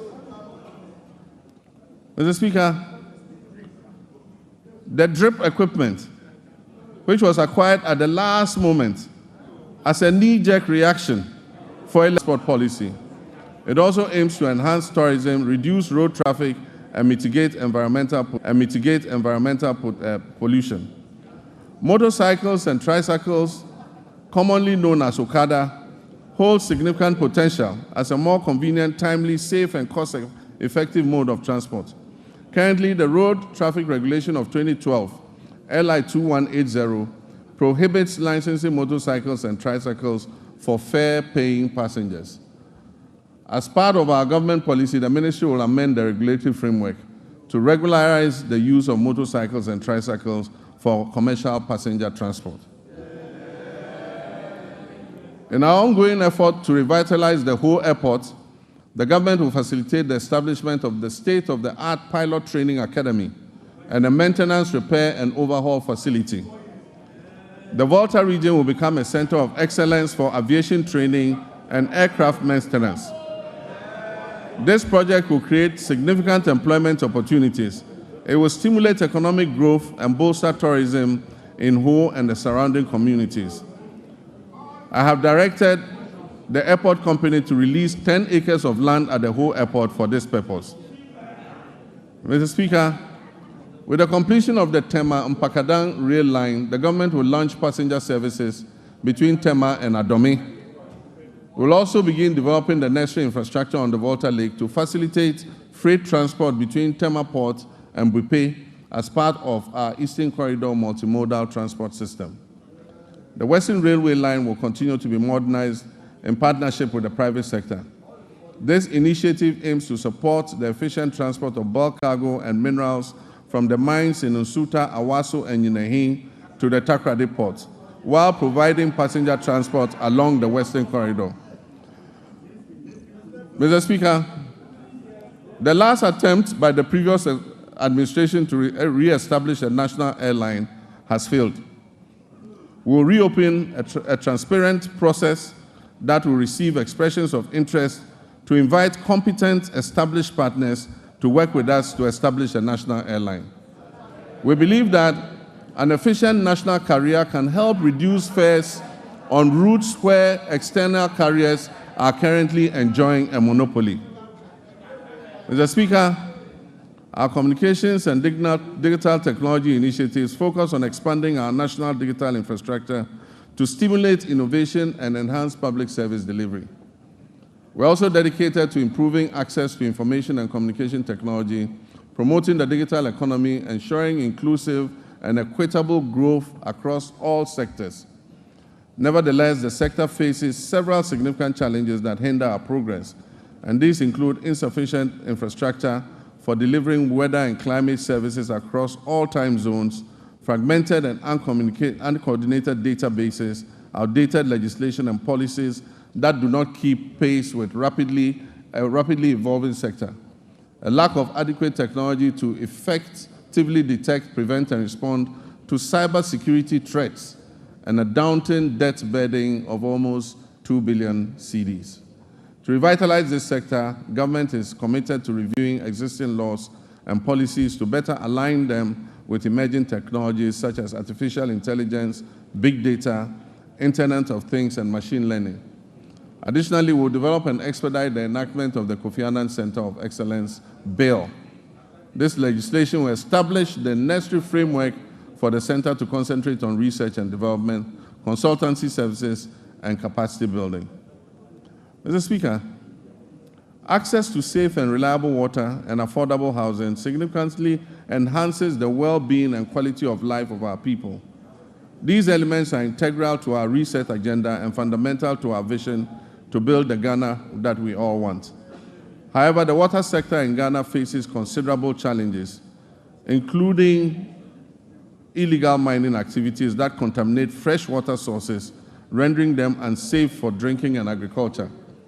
This alarming situation highlights the critical need for a decisive and ongoing effort to combat illegal mining, to save our environment and our public health. Government will prioritize completing new and ongoing water projects to improve access to safe drinking water. This commitment should be good news for the people in the Keta, Adaklu, Wenchi, Sekendi Takrade, Asankragwa, Sehwiwioso, Dodoaso, Kweman, Damfa, Goso, Dwabeng, Aveime, and Edubamso. We'll also tackle critical water projects in Damango, Tamale, Yendi, Sunyani, Techiman, and Takwa to ensure broader access to potable water nationwide. Mr. Speaker, Ghana has a coastline that stretches approximately 550 kilometers. 2/3 of this coastline is threatened by tidal wave erosion, which impacts nearly 30% of Ghana's population. Rising sea levels have exacerbated vulnerabilities in coastal areas, leading to flooding, habitat loss, and community displacement. Consequently, coastal protection has emerged as a critical national priority. And so for the communities that are threatened by flood currently, we're going to prioritize building sea defense to be able to protect you. Flooding has become an all too frequent occurrence in many urban centers across the county, resulting in tragic loss of life, livelihood, and property. This scenario underscores the urgent need for sustainable solutions to address these pressing challenges. Many of our drainage systems are inadequate. They are worsened by careless waterway construction and obstruction, and the relentless encroachment on wetlands and floodplains. To tackle these issues, we have to explore alternative sources of funding to support essential drainage works, desilting, flood control, and coastal protection. Mr. Speaker, the quality of life of any nation relies significantly on a well-regulated and efficient housing market that guarantees access to decent homes. Our housing deficit is estimated at over 1.2 million units, and this has been the situation for many decades. High costs associated with land acquisition, construction material, and access to financing have made home ownership unattainable for many, primarily affecting vulnerable populations and contributing to the rise of slums. This government is steadfast in its commitment to complete all ongoing housing initiatives, beginning with the Saglemi Affordable Housing Project. We'll also implement a low-cost social housing project supported by a district housing scheme. This project aims to remove the financial barriers to home ownership. Workers in the formal sector, public or private, who have about 15 to 20 years before retirement can purchase and own a house in cedis and have the cost deducted monthly from their salaries until the house is fully paid up. Mr. Speaker, illegal mining, commonly known as galamsey, has inflicted tremendous harm on our forests, leading to significant land degradation and pollution of vital water sources. This reckless activity threatens Ghana's environment and public health. Mr. Speaker, I'm sad to report that presently 44 of the country's 288 forest reserves have been impacted, an area that is alarmingly equivalent to approximately 8,000 football fields has been completely destroyed. Mr. Speaker, the pollution levels in major rivers within the southwestern basin are critically high, with turbidity levels far exceeding possible units. To combat this urgent crisis, we're implementing a proactive approach that includes robust and impartial law enforcement, meaningful stakeholder engagement, and the creation of alternative livelihoods for our citizens involved in galamsey. We're expanding the Minerals Commission regional offices to strengthen their regulatory oversight. We will establish a framework that categorizes mining activities into small, medium, and large scale, each with its tailored regulations. Mr. Speaker, we will establish a gold board, and we're in the process of doing it. Legislation will come to this House shortly. This gold board will ensure effective governance of the gold industry. At the same time, we wish to take advantage of Ghana's salt production capacity to place it as a central export commodity under the African Continental Free Trade Area. We will also seize opportunities presented by the global shift towards net zero emissions to craft policies related to critical minerals such as lithium. The anticipated development of the integrated aluminium and iron industry will significantly increase the value of Ghana's natural resources. In our commitment to restoring degraded forests, we will launch the Tree for Life restoration policy and the Blue Water Initiative, which will transform mined-out areas into ecological recovery zones. This ambitious afforestation program aims to establish more than 50,000 hectares of new plantations and undertake 5,000 hectares of enrichment planting annually. We'll also implement public sensitization campaigns to foster sustainable forest management practices and uphold the Wildlife Resource Management Act. We're going to involve school children and the general public in tree planting and tree growing. Mr. Speaker, comprehensive reforms will be introduced to enhance transparency and efficiency while ensuring tenure of security in land administration. Climate change remains a pressing concern for Ghana and the global community. To meet our climate mitigation targets, Ghana has allocated 24 million metric tons of its carbon budget, totaling 64 million metric tons of carbon for authorization under Article 6 of the Paris Agreement. We've successfully authorized 3 projects which are poised to reduce 5.2 million tons of our carbon emissions. In line with our manifesto, we are committed to strengthening institutional and human capacity through necessary adaptation and mitigation measures to bolster resilience in critical sectors such as agriculture, forestry, energy, and water resources as key elements of governance. During my campaign for president, I pledged, as captured by the NDC's 2024 manifesto, to take a strong stance against corruption. Mr. Speaker, we must end state capture. Mr. Speaker, we must end the purchase of state and public assets, such as land and other immovable assets, by members of the political class. Mr. Speaker, I pledge to fight corruption head-on by implementing Operation Recover All the Loot, ORAL. In that regard, Mr. Speaker, one of the first committees I established, even before my investiture as president, was to establish the ORAL Committee on the sidelines of our transition. It is instructive to announce that the committee received over 2,000 complaints from the public and has since handed over a comprehensive report. This report has been given to the Attorney General for further review, thorough investigation, and eventual prosecutions. Mr. Speaker, the recent arrest related to the unwarranted payment of $2 million of Ghanaian taxpayers' money in the Sky train saga, and then also the National Service Ghost Name scandal, mark only the beginning of a comprehensive response based on the oral committee's findings.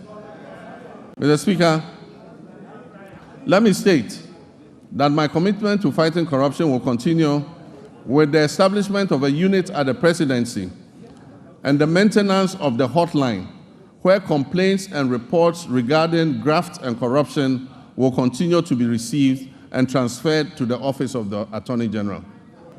Mr. Speaker, we will shortly submit for consideration a bill to regulate and restrict the sale of disposal of public lands and state assets.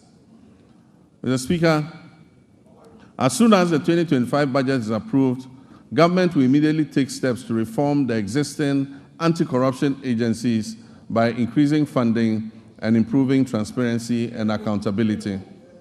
Mr. Speaker, Ghanaians voted largely and overwhelmingly and endorsed the NDC because we demonstrated a strong commitment and abhorrence for corruption. We pledged to fight corruption and implement far-reaching reforms that will eventually achieve a sustainable zero-tolerance policy against corruption.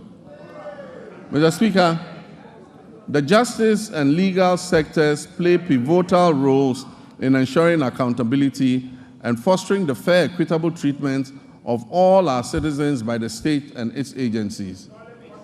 Delays and uncertainties have plagued justice delivery in Ghana, leading many Ghanaians to perceive a politicization of the judicial process.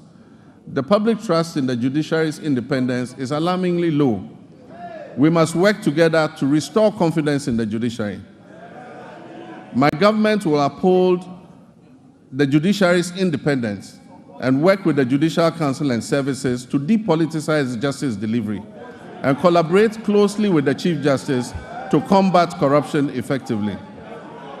Mr. Speaker, in line with our manifesto promise to reform and expand legal education, we have developed a legal education reform bill ready to be presented to Cabinet for approval and laying before this August House Parliament. Mr. Speaker, on January 30th, 2025, I inaugurated the Constitution Review Committee to undertake a comprehensive review of our fundamental law and ensure that it reflects the hopes and aspirations of our citizens. The committee is composed of distinguished scholars, jurists, and professionals who have made significant contributions to our nation in both the public and private sectors. They will engage Ghanaians and consult with the relevant stakeholders and experts over the next 6 months. Their findings will ultimately be presented to the public for approval, followed by submission to Parliament for enactment into law, and referendums will be held where necessary. Mr. Speaker, I'm pleased to report that Ghana's internal security remains stable, despite developments primarily rooted in chieftaincy disputes. We firmly believe that even amidst conflict, it is essential for our citizens to coexist peacefully and seek amicable resolution to these disputes. We'll initiate comprehensive reform across all security agencies to strengthen our national safety and security. One area that has garnered significant public scrutiny is the recruitment process within our security forces. Accusations of politicization, favoritism, protocol, and selectivity have been prevalent.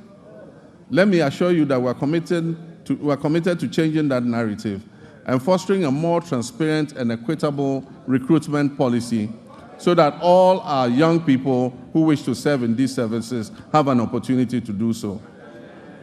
We are dedicated to enhancing the capabilities of the Ghana Police Service, the Prison Service, the Ghana National Fire Service, the Immigration Service, and the Narcotics Control Commission the Customs Division of the Ghana Revenue Authority, and all investigative bodies operating under the Ministry of Interior. By motivating and re-equipping these agencies, we aim to effectively maintain internal peace and security. Mr. Speaker, I want to reaffirm this government's unwavering commitment to prioritizing the welfare and well-being of our brave men and women in uniform who sacrifice daily to uphold law and order and secure our nation's peace. We will invest in adequate equipment and suitable accommodation for our security personnel. As Commander-in-Chief of the Armed Forces, I want to emphasize our determination to strengthen our democracies. This is particularly true given the troubled proliferation of military-grade weapons that have fallen into unauthorized hands. These weapons pose a significant threat to our national security and our constitutional democracy. They endanger the safety of all Ghanaians and potentially exacerbate existing conflicts such as chieftaincy disputes, and in many cases fall into the hands of armed robbers.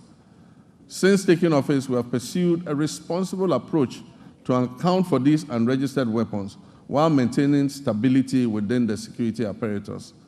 I'm pleased to report that we've made substantial progress and are committed to ensuring that those responsible for this situation are brought to book.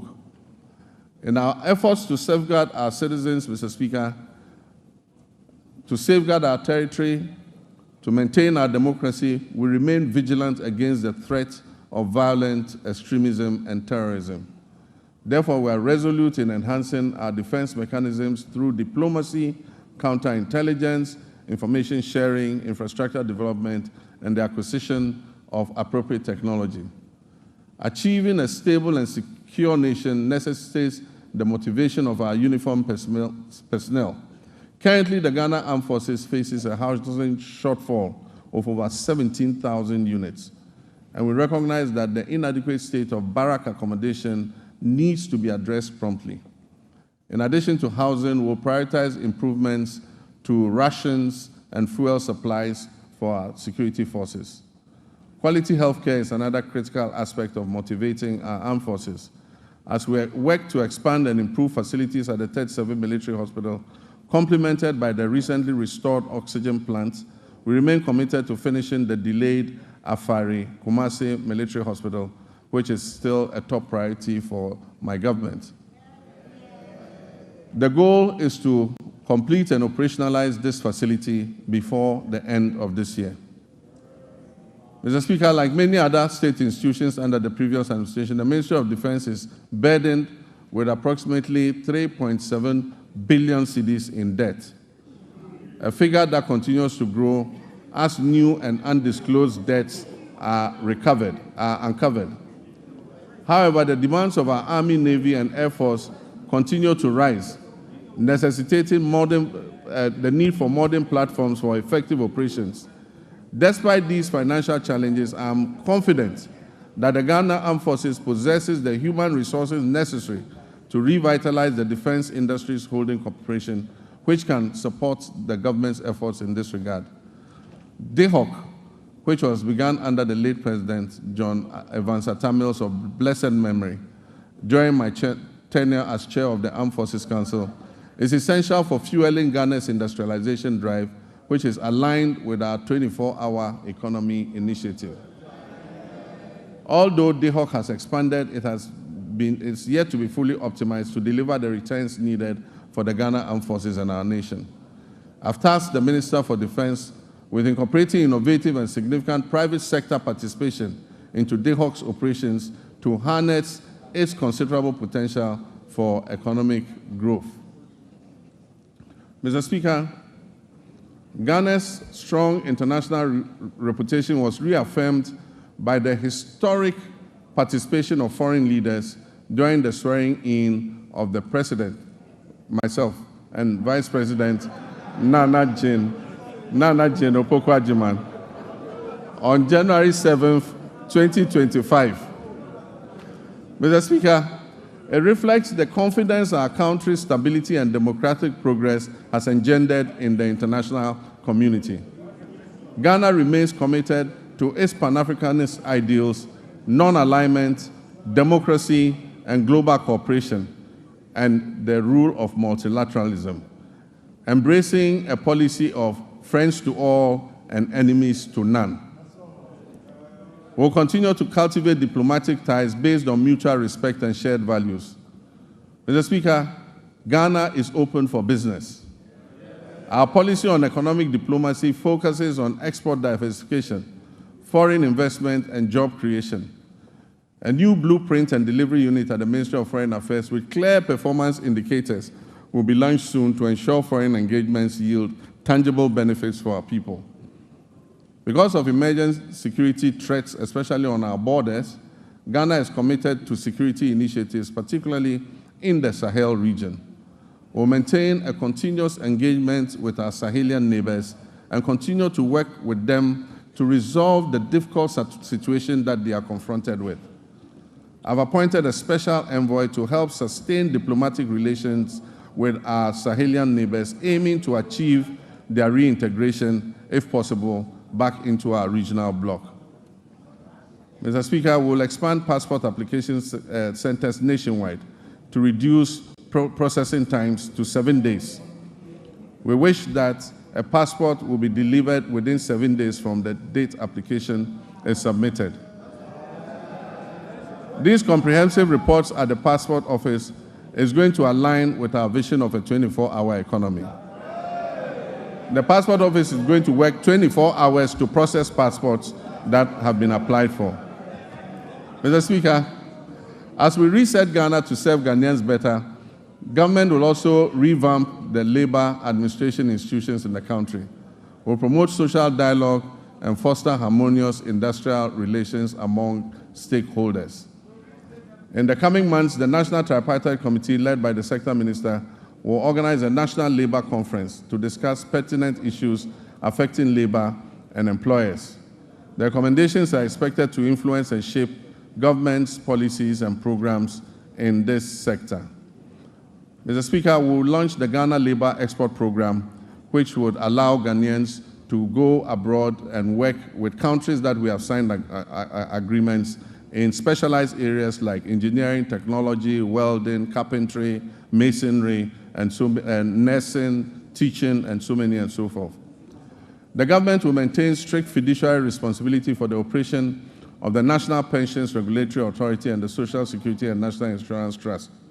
This year, the NPRA will fully automate its internal operations and the pension industry will be regulated. This is critical to safeguarding the growing pension fund assets. As part of measures to increase pension coverage in the informal sector, which currently stands at only 11%, the government will implement an informal sector pension inclusion initiative to increase participation in micro-pension schemes. Decentralization has been at the heart of our government system, yet key players in the process, such as assemblymen and women, often face neglect and inadequate compensation. Mr. Speaker, I did promise to pay modest allowance to our assemblymen and women, and I'm committed to keeping this promise. The Honorable Minister, when he presents the budget to this House, would have a provision for allowances for assembly members. Mr. Speaker, I have just unveiled the state of the nation as I came to meet it. I've also disclosed several measures that I intend to take to address the challenges we have inherited. Nonetheless, no matter how well-intentioned our efforts to reset our economy are, they will not yield the desired outcome without the support of the people of Ghana. And so, to my dear countrymen and women, you have clearly and unmistakably expressed your displeasure with the poor governance and corruption that has existed in the past. Mr. Speaker, some of our compatriots did so even at the peril of their lives, just as our 28 February crossroads shooting national heroes did in the Gold Coast. May all such martyrs of democracy, those who have died in the process of elections and in the process of just exercising their civil rights, may they rest peacefully in the bosom of the Lord. Mr. Speaker, we will, as I promised, investigate these deaths and we will provide appropriate compensation to the families of those who have died during the elections. My brothers and sisters, You gave me a compelling mandate that leaves no one in doubt about your expectations of me and my government. You embraced the vision to generate new and well-paying jobs through the 24-hour economy initiative. The arrogance of power that you so much abhor will be a thing of the past. I will enforce and demand the highest standards of performance from those I have chosen to work with me to improve the circumstances of our country. I'll publish a code of conduct that they will be strictly made to abide by. Mr. Speaker, it would be remiss of me if I didn't admit that the entire economic value chain is currently in the internal ICU, in the ICU. As I recall mentioning a few intensive care units, as I recall mentioning a few years ago when we were still in opposition, the economy is even worse than we had envisaged. But this gives us ample opportunity to be innovative in our efforts to resuscitate it.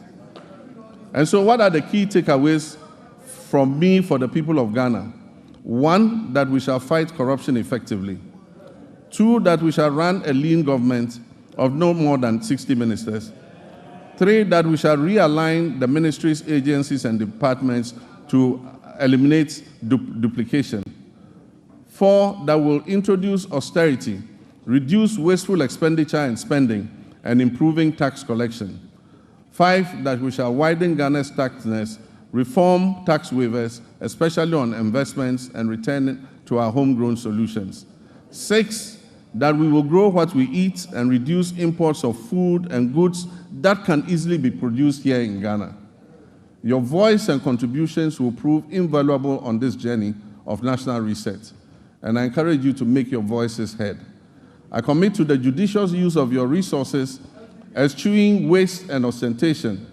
We will always endeavor to make the most of the little we have, so that together we can guarantee a brighter future for our children and our children's children.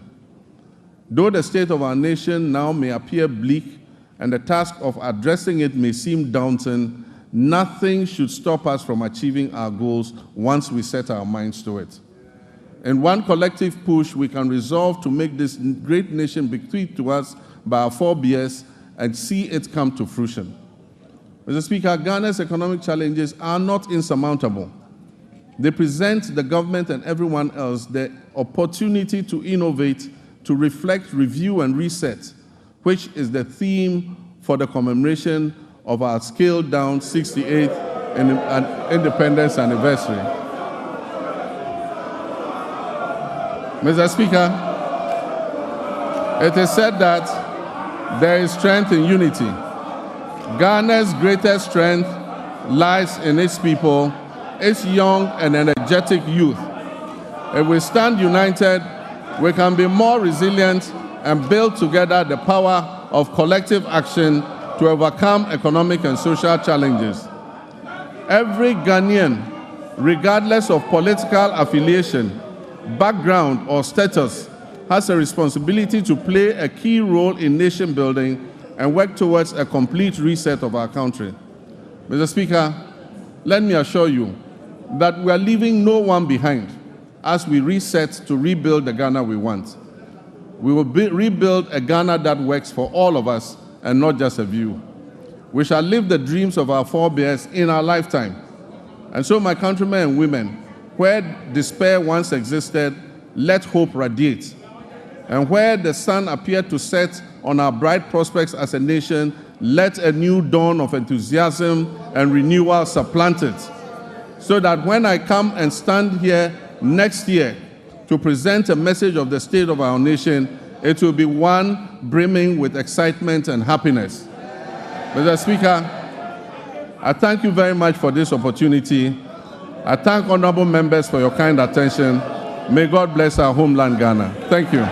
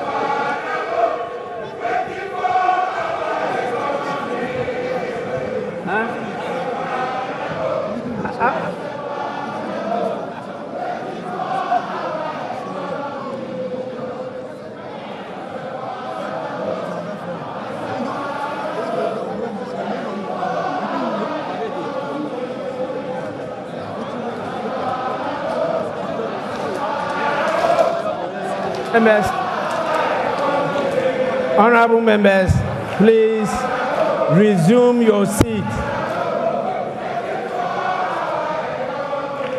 Honorable members,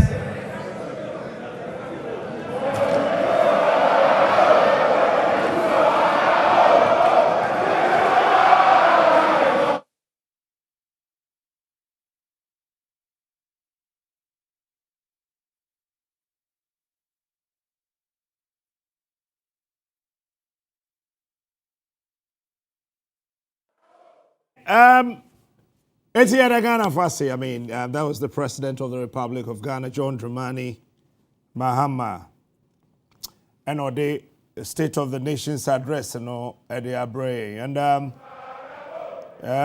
Yama, okay, MPs, 8th and 9th Parliament in India say a concert in the Dawson tea. Young Fabi, you go here concert, Mra.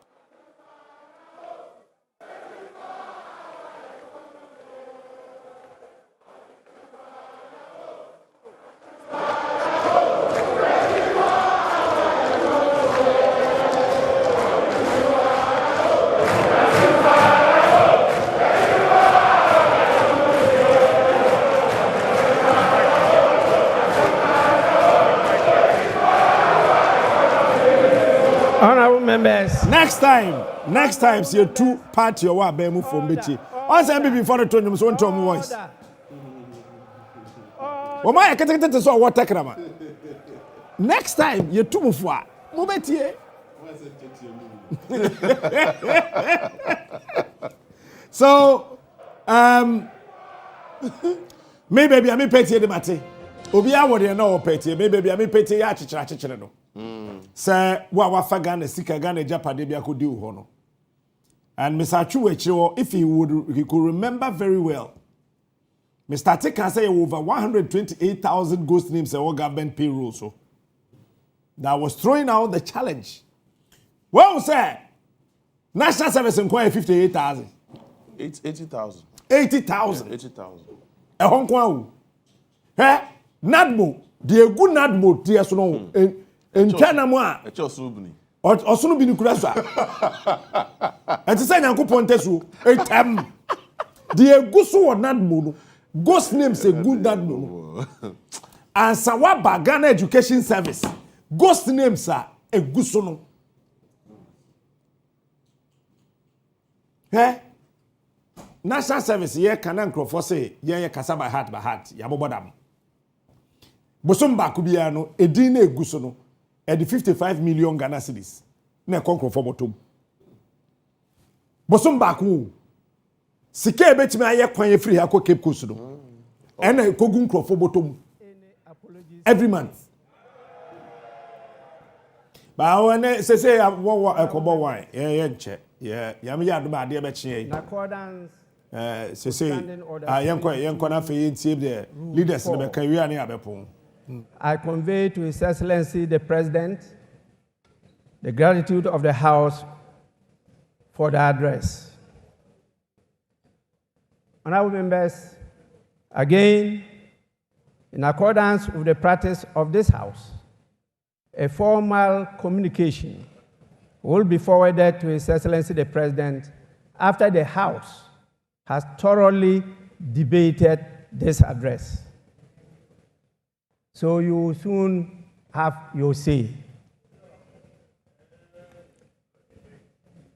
In accordance with the standing orders of the House, I want to know from the Majority Leader any indication regarding adjournment of the House. In other words, Honorable Leader, can you move for an adjournment?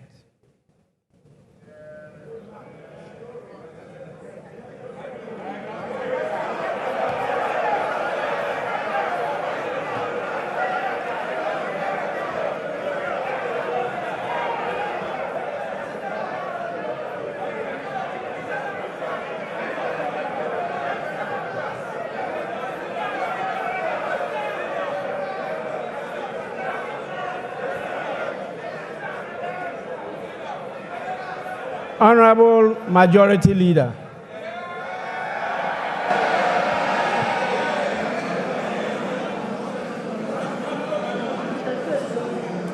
Thank you.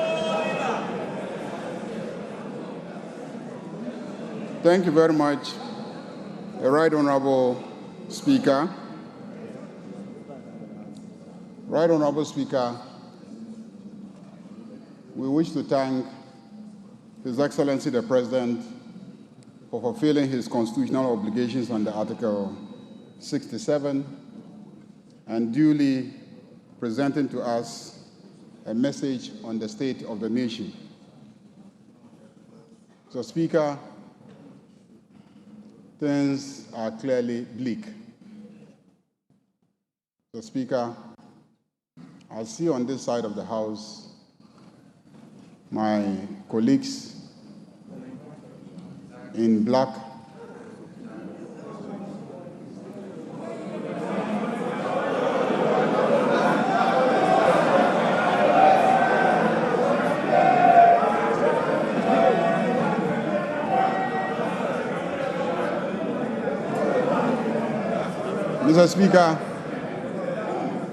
Mr. Speaker, it is obvious economy in a miserable state. And the attire that they adorn today says it all. But this side is in white because His Excellency the President, we knew very well, was bringing to us a message of hope. Mr. Speaker,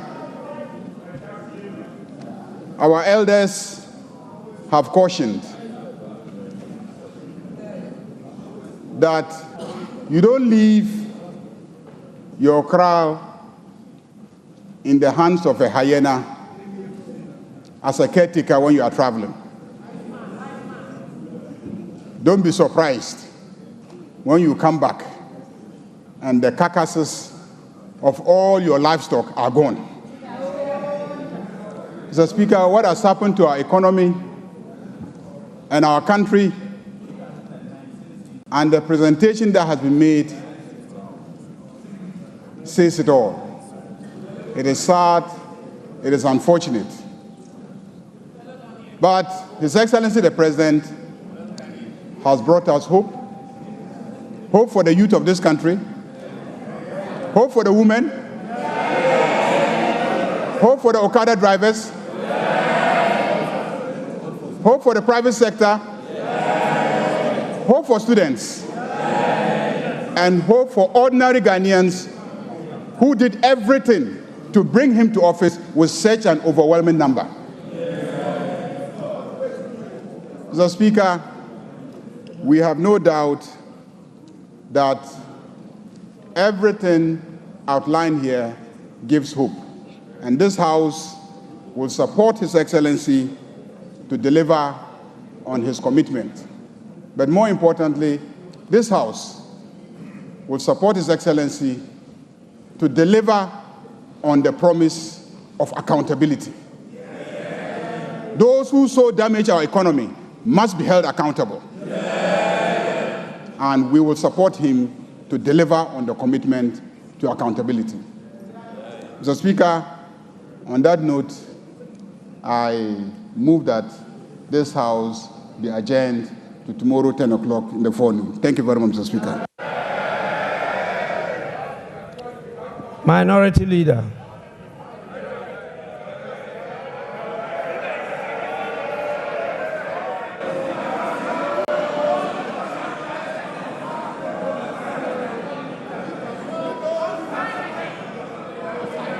Mr. Speaker,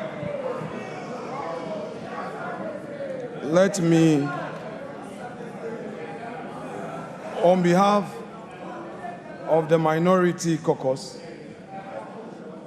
congratulate His Excellency the President first on his election.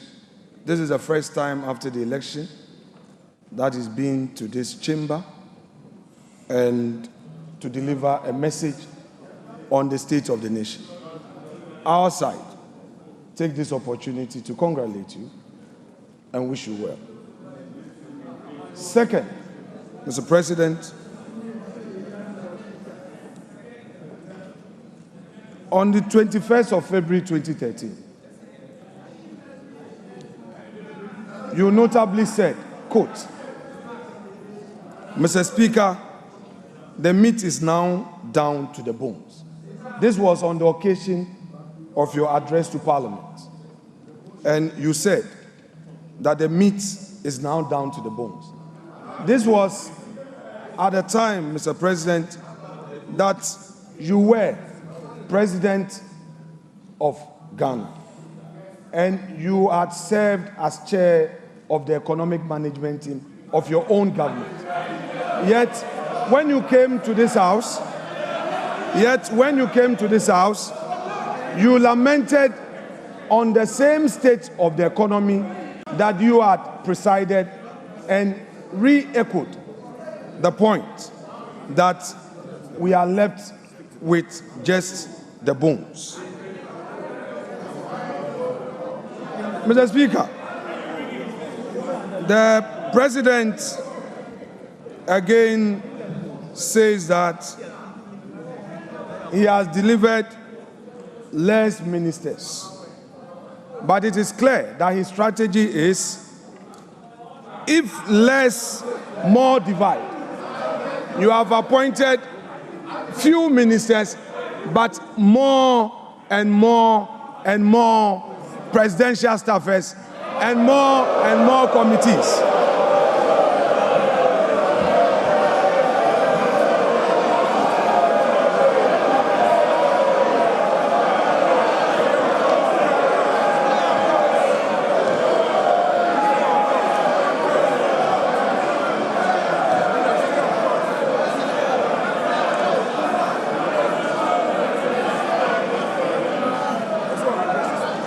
Mr. Speaker, the President again. Honorable members, please. The President again came to this house with a familiar story, the usual lamentations. He packaged it in a language as though we have a new beginning. Mr. Speaker, if the President has any concerns, his duty is to fix it.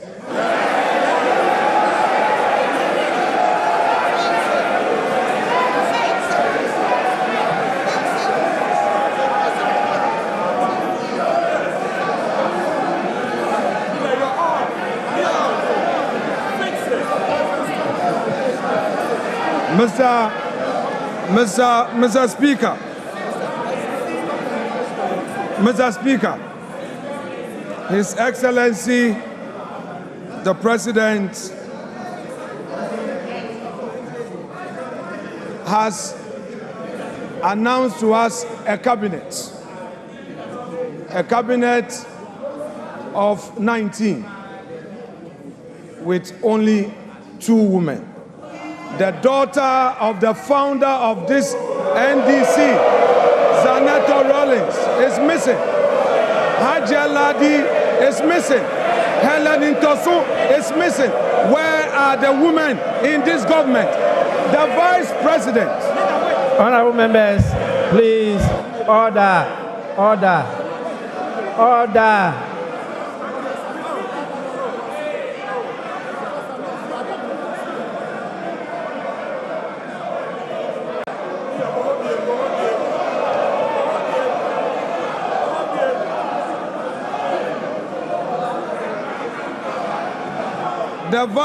The Vice President is part of the government, and we are seeing only 2 women in cabinet, and the Vice President is sitting there. In percentage terms, we have only 10% of women in cabinet. Mr. Speaker, the President again, as part of his lamentations, is telling the nation that through some arrangements they have been able to do two things: pay domestic bonds that matured, and then also they have successfully done some financial engineering to pay some energy sector debts to keep our lights on. My question is, Mr. Speaker, has the president any budget? This is the budget he inherited, the revenues he inherited that he has used for this purpose. The same government is condemning. Mr. Speaker, he has today told us that we have 2.2 million Ghanaians unemployed. But what he has forgotten, that in his administration, in less than 100 days, all we know is sack them, sack them, sack them, dismiss her, dismiss her, dismiss her. Mr. Speaker, on the streets of Accra today, the youth of the country are saying that Mahama Bakun termination bebre. Mr. Speaker, we are happy to hear from the president that he is going to launch the Nkokon Kitinkiti. We are happy to hear this, but we are curious because only yesterday we heard of a confirm. Mr. Speaker, the president talked about the school feeding program, and in his submission on the school feeding program and the status of it, he said that they are now feeding the children well. What he didn't say was that at the time he assumed office, the previous government had paid every single one of the caterers. What he failed to tell Ghanaians was that President John Ajekum Kufuor, who is seated in this chamber, was the one who initiated the school feeding program. He did not acknowledge him.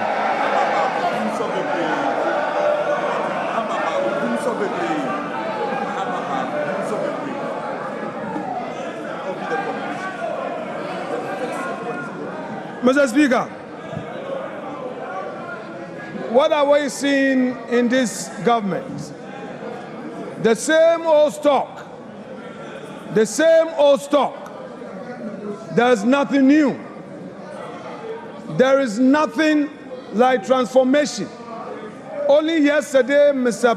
Speaker, the youth of the NDC besieged the headquarters of the NDC demanding for jobs.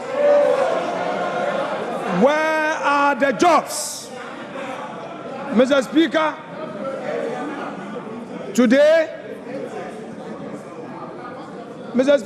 today we are seeing the 184 or so filling this chamber, the 183, plus the independent MPs who have caucused with the NDC. Today this house is full. But Mr. Speaker, Mr. President must know that the majority is frustrated. They don't come to the chamber because there are no jobs for them.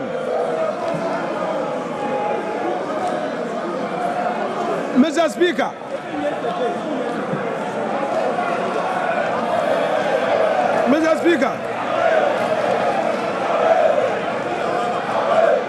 no, we have patience. Honorable members, Please.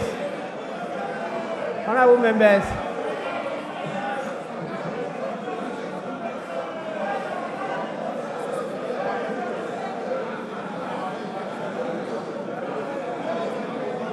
Honorable Minority Leader,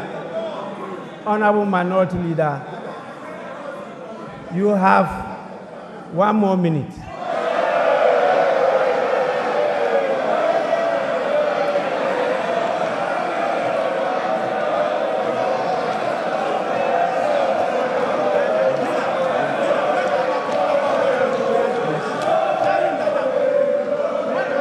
Mr. Speaker,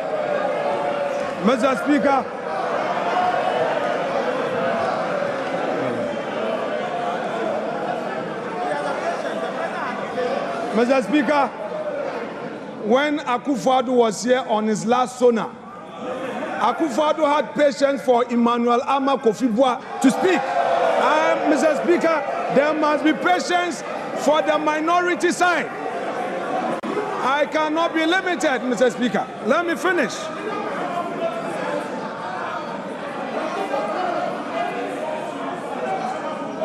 Mr. Speaker,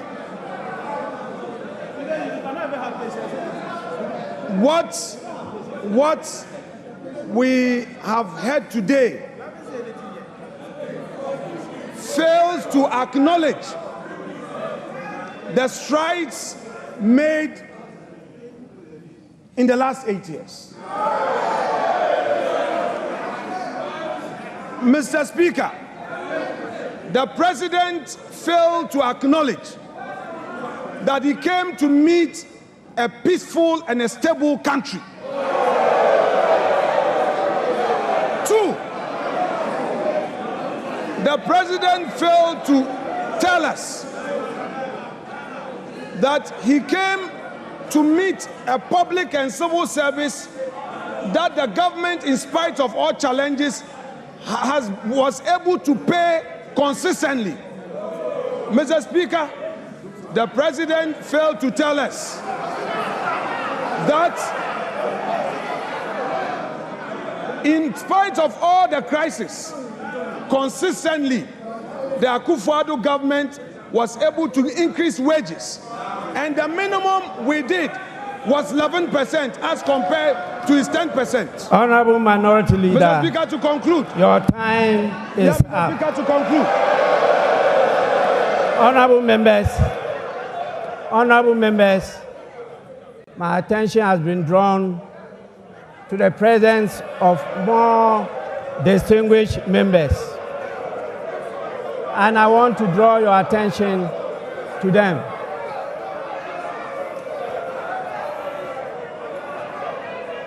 Honorable members, we have with us in the chamber Honorable Bernard Mona, the PNC presidential candidate for 2024. 2, honorable members, we have the APC presidential candidate Hassan Abdullahi Ayarga. Honorable members, we also have the national chairman of the PNC, Mr. Asaki Samson Awingobit.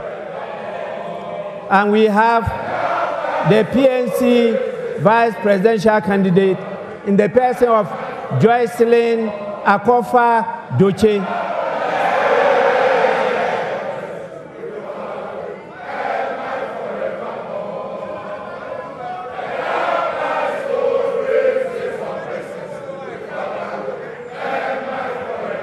Honorable members, I now put the question.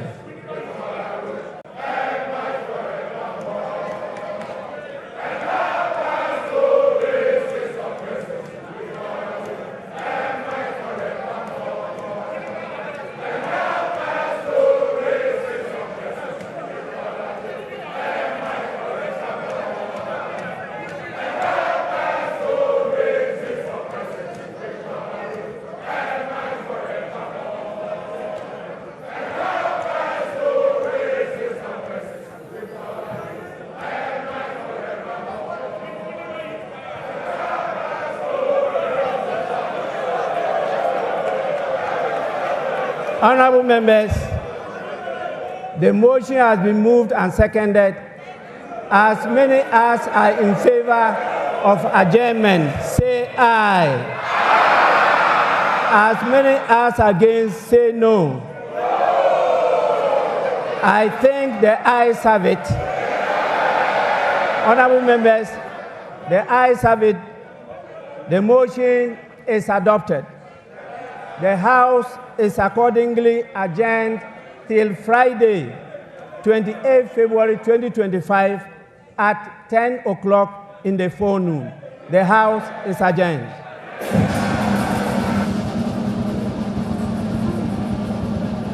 For the national anthem, after which we run up today's show.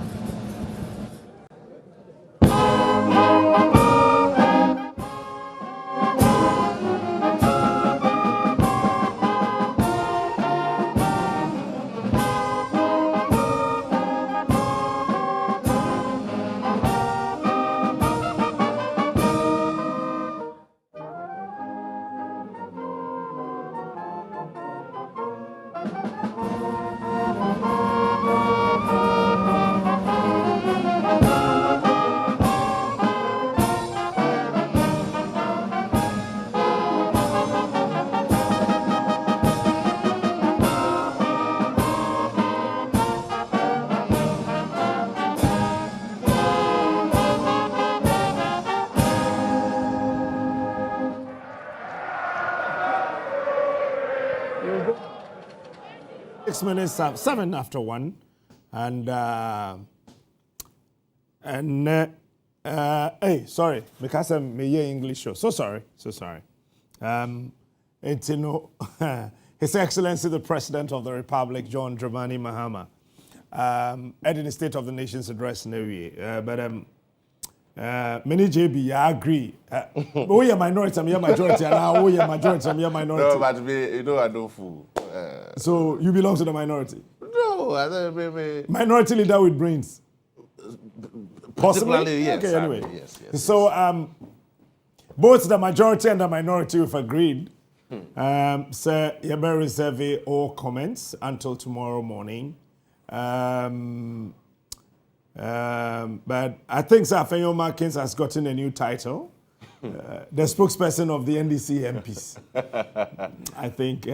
But I love it. I told you this morning. He has adopted a classical political comedy strategy. So if you don't know how these things work, you might think that the guy is just, you know, but... Chairman, on the other hand... No, I know, I He's understand. making mockery of the NPP. I know. Yes, he's making mockery of the party. I mean, they should you know what I see? You know what I see? At this point in time, I miss James Abosu. Oh, no, yeah, that's what I'm saying. That. Yes. Look, he will fade with Nanado. A bit surprising, no. When you're careful, the MPP I know, won't be fade you. A gradual process. And you see, as some President Mahama kind of, Yeah, sure. President Mahama, one can't anything about presidential staffers. I saw someone does say Council of State Abano. I feel no baby appointed presidential staffers. And no one can school feeding.